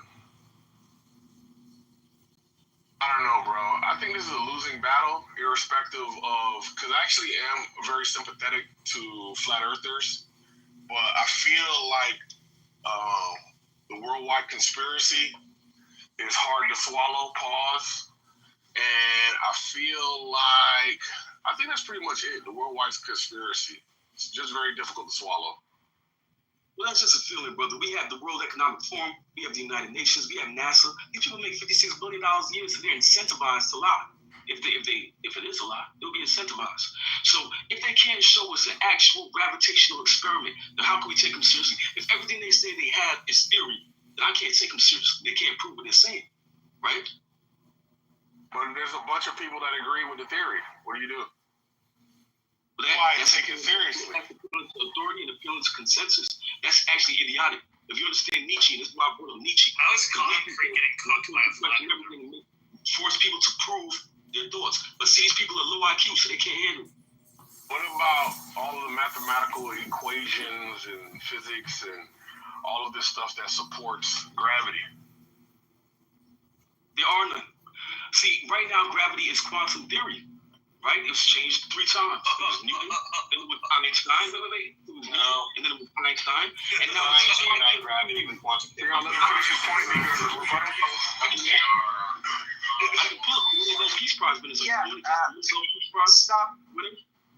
Stop learning science from Facebook, Midas. Figure out what the holographic principle is. Obviously wrong. Are you going against what do you science?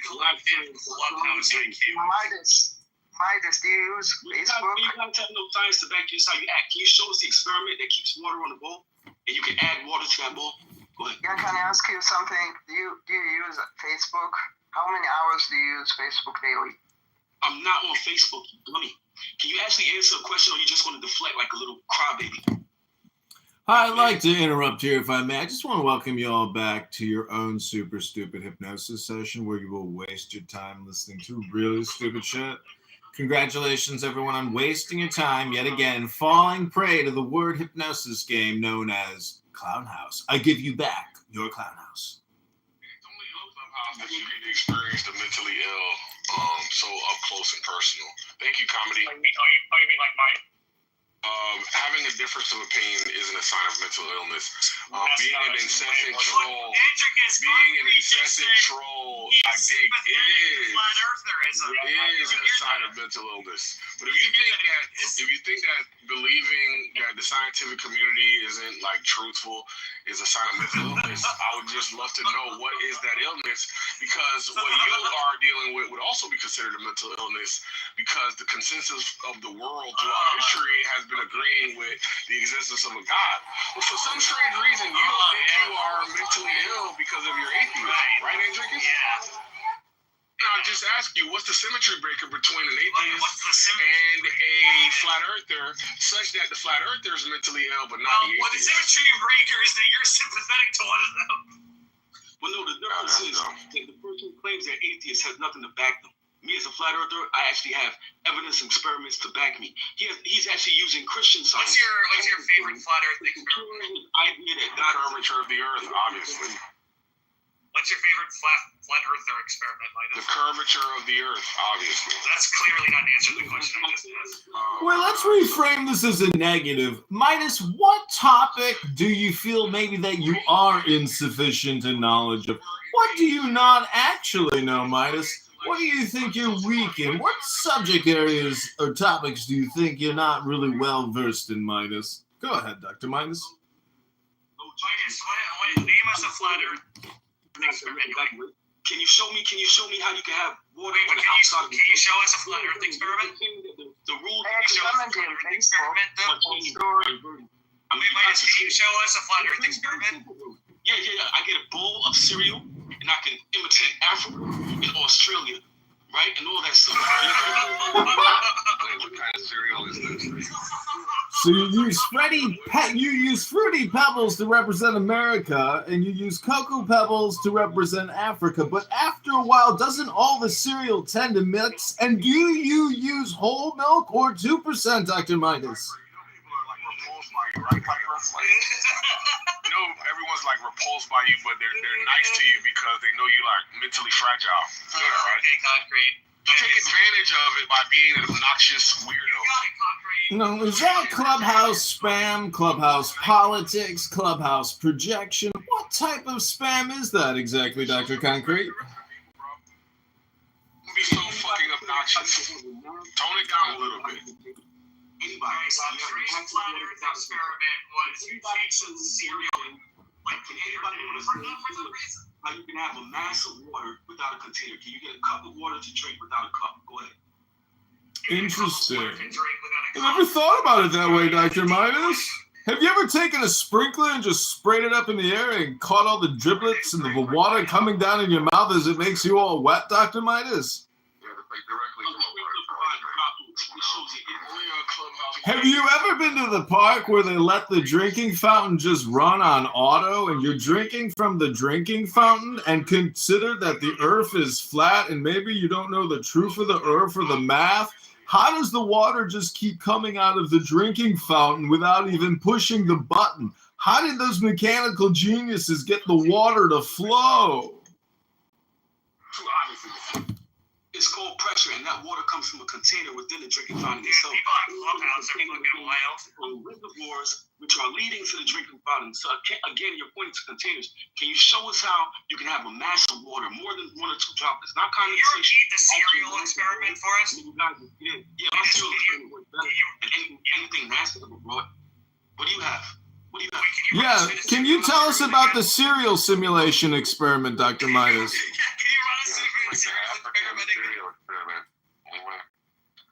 How do you have a mass of water without a container? This is just one question. Wait, but run us through the cereal again. Run us to the cereal experiment. No, because you're saying that round Earth exists. And round Earth is real. I didn't quite understand the cereal experiment. It's not that complicated, dum-dum. It's not that complicated, dum-dum.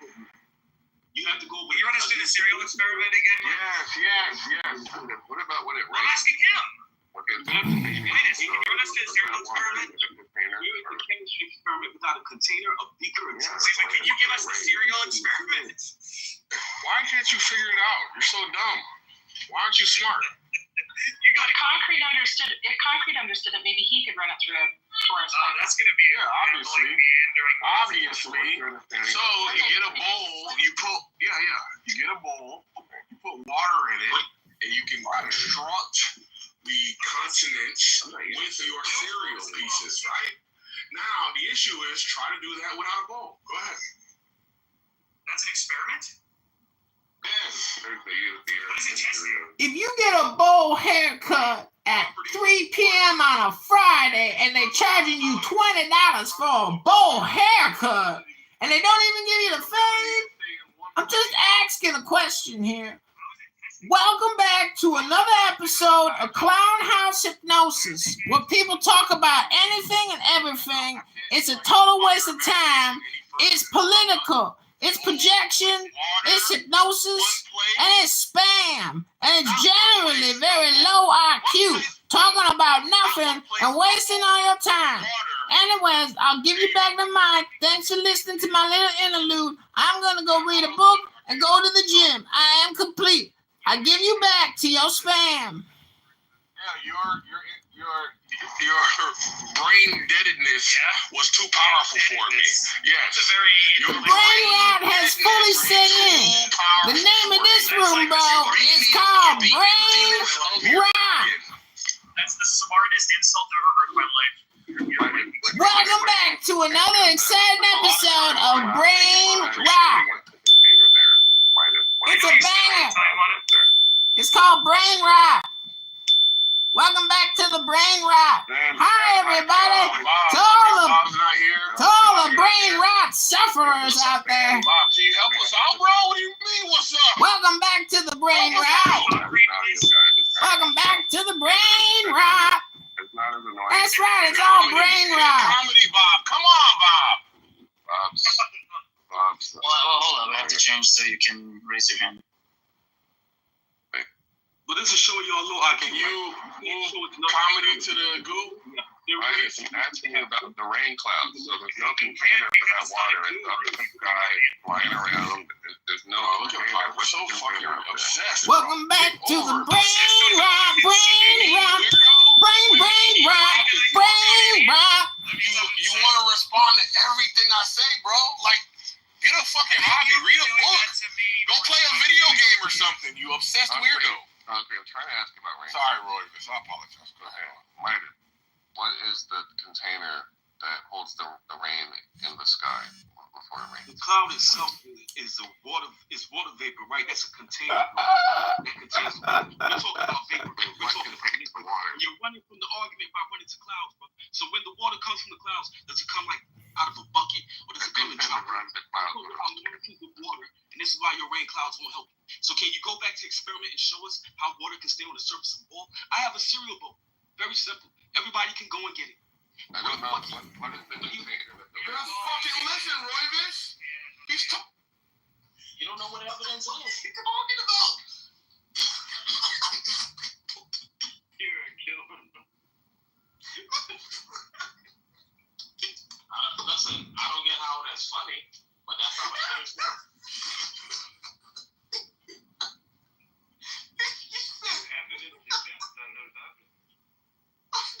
The evidence is this. Look, there's no fingerprints. There's no fingerprints on the gun. The evidence is pointing to no fingerprints being on the gun. That's what the evidence is. No fingerprints being on the gun. And they claim that they want to use the bolster it, right? Hey, a ghost did it. My evidence is there's no fingerprints on the gun. It isn't gun evidence. But you know what it is? It's evidence. No, it's not.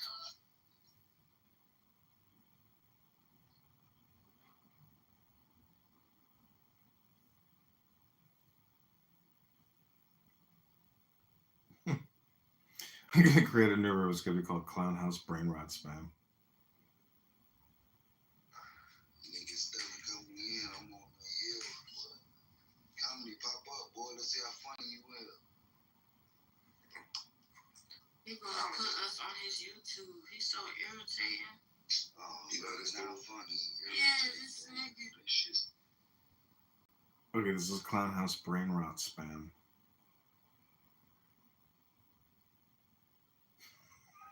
Did you hear them? That was funny. They're like, she immediately labeled me as not funny and spam. And she used the hard R on me.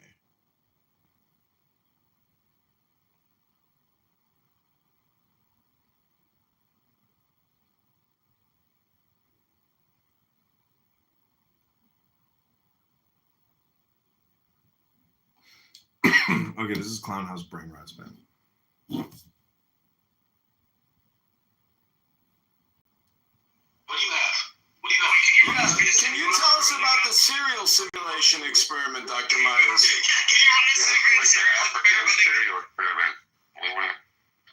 How do you have a mass of water without a container? This is just one question. Wait, but run us through the cereal again. Run us to the big cereal. No, you give me because you're saying that round Earth exists. And round Earth is I didn't quite understand the cereal. It's not that complicated, dum-dum. It's not that complicated, dum-dum. You have to go with. You run us through the cereal experiment again? Yes. What about when it I'm asking him. What the You run us through the cereal experiment? A chemistry experiment without a container, a beaker, and Can you give us the cereal experiment? Why can't you figure it out? You're so dumb. Why aren't you smart? Concrete understood that maybe he could run it through for us. That's going to be Obviously. So you get a bowl.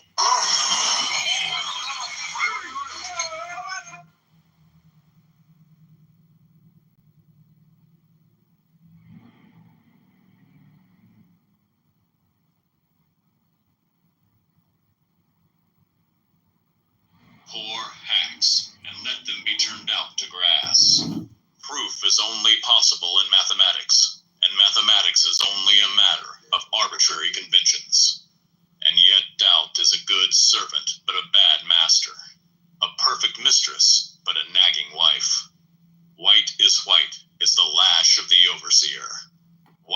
black is the watchword of the slave. The master takes no heed. The Chinese cannot help thinking that the octave has 5 notes. The more necessary anything appears to my mind, the more certain it is that I only assert a limitation. I slept with faith and found a corpse in my arms on waking. I drank and danced all night with doubt and found her a virgin in the morning. Chapter 46. Buttons and Rosettes. The cause of sorrow is the desire of the one to the many, or of the many to the one. This also is the cause of joy. But the desire of one to another is all of sorrow. Its birth is hunger, and its death satiety. The desire of the moth for the star at least saves him satiety. Hunger thou, O man, for the infinite. Be insatiable even for the finite. Thus, at the end, shalt thou devour the finite and become the infinite. Be thou more greedy than the shark, more full of yearning than the wind among the pines. The weary pilgrim struggles on. The satiated pilgrim stops. The road winds uphill. All law, all nature must be overcome. Do this by virtue of that in thyself, before which law and nature are but shadows. Chapter 47. Windmill Words. Asana gets rid of anatomy consciousness. Pranayama gets rid of physiology consciousness. Involuntary breaks. Yama and Nayama get rid of ethical consciousness. Voluntary breaks. Pratyahara gets rid of the objective. Dharana. Wouldn't it be great if you could read and manage your business?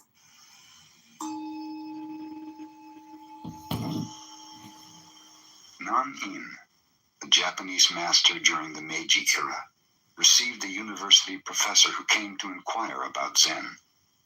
Nan-in served tea. He poured his visitor's cup full, then kept on pouring. The professor watched the overflow until he no longer could restrain himself. It is over full, no more will go in. Like this cup, Nan-in said, you are full of your own opinions and speculations.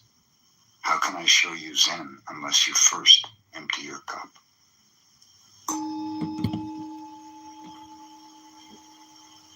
Gudo was the emperor's teacher of his time. Nevertheless, he used to travel alone as a wandering mendicant. Once when he was on his way to Edo, the cultural and political center of the shogunate, he approached a little village named Takenaka. It was evening and a heavy rain was falling.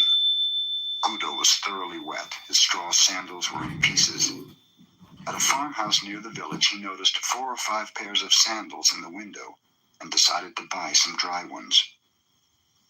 The woman who offered him the sandals, seeing how wet he was, invited him to remain for the night in her home.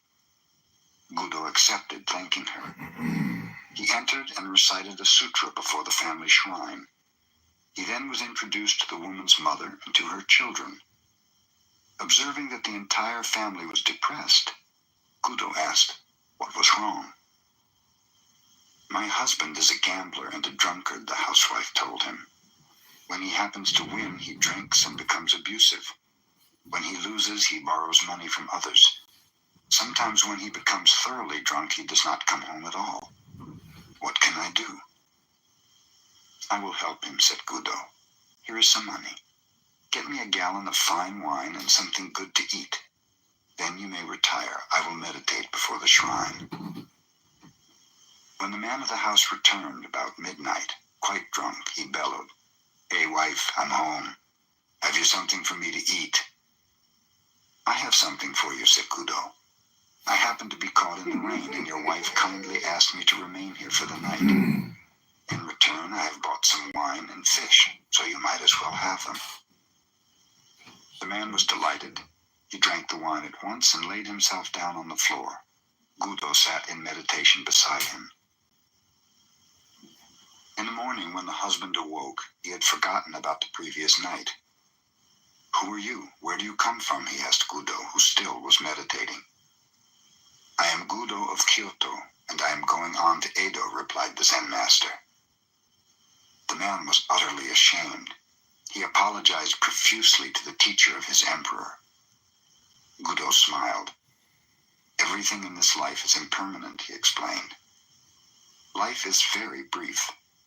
If you keep on gambling and drinking, you will have no time left to accomplish anything else, and you'll cause your family to suffer too."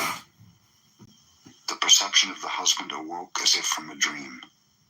"You are right," he declared. "How can I ever repay you for this wonderful teaching? Let me see you off and carry your things a little way." "If you wish," assented Gudo. The two started out. After they had gone 3 miles, Gudo told him to return. "Just another 5 miles, he begged Gudo. They continue on. "You may return now," suggested Gudo. "Another 10 miles, the man replied. "Return now," said Gudo when the 10 miles had been passed. "I'm going to follow you all the rest of my life," declared the man.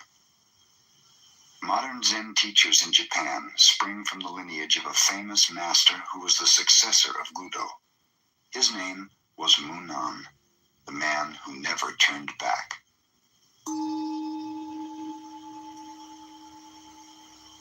The Zen master Hakuin was praised by his neighbors as one living a pure life. A beautiful Japanese girl whose parents owned a food store lived near him.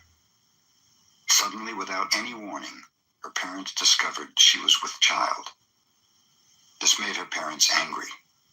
She would not confess who the man was, but after much harassment, at last named Hakuin. In great anger, the parents went to the master. "Is that so?" was all he would say. After the child was born, it was brought to Hakuin. By this time, he had lost his reputation, which did not trouble him. But he took very good care of the child. He obtained milk from his neighbors and everything else the little one needed. A year later, the girl mother could stand it no longer. She told her parents the truth, that the real father of the child was a young man who worked in the fish market. The mother and father of the girl at once went to Hakuin to ask his forgiveness, to apologize at length, and to get the child back again. Hakuin was willing. In yielding the child, all he said was, "Is that so?"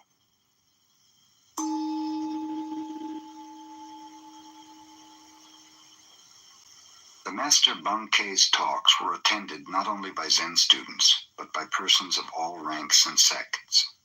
He never quoted sutras, nor indulged in scholastic dissertations. Instead, his words were spoken directly from his heart to the hearts of his listeners. His large audiences angered a priest of the Nichiren sect, because the adherents had left to hear about Zen. The self-centered Nichiren priest came to the temple, determined to debate with Bankei. "A Zen teacher," he called out, "wait a minute. Whoever respects you will obey what you say, but a man like myself does not respect you. Can you make me obey you?" "Come up beside me and I will show you," said Bankei. Proudly, the priest pushed his way through the crowd to the teacher. Bankei smiled. "Come over to my left side." The priest obeyed. "No," said Bankei, "we may talk better if you are on the right side. Step over here." The priest proudly stepped over to the right. "You see," observed Bankei, "you are obeying me, and I think you are a very gentle person. Now sit down."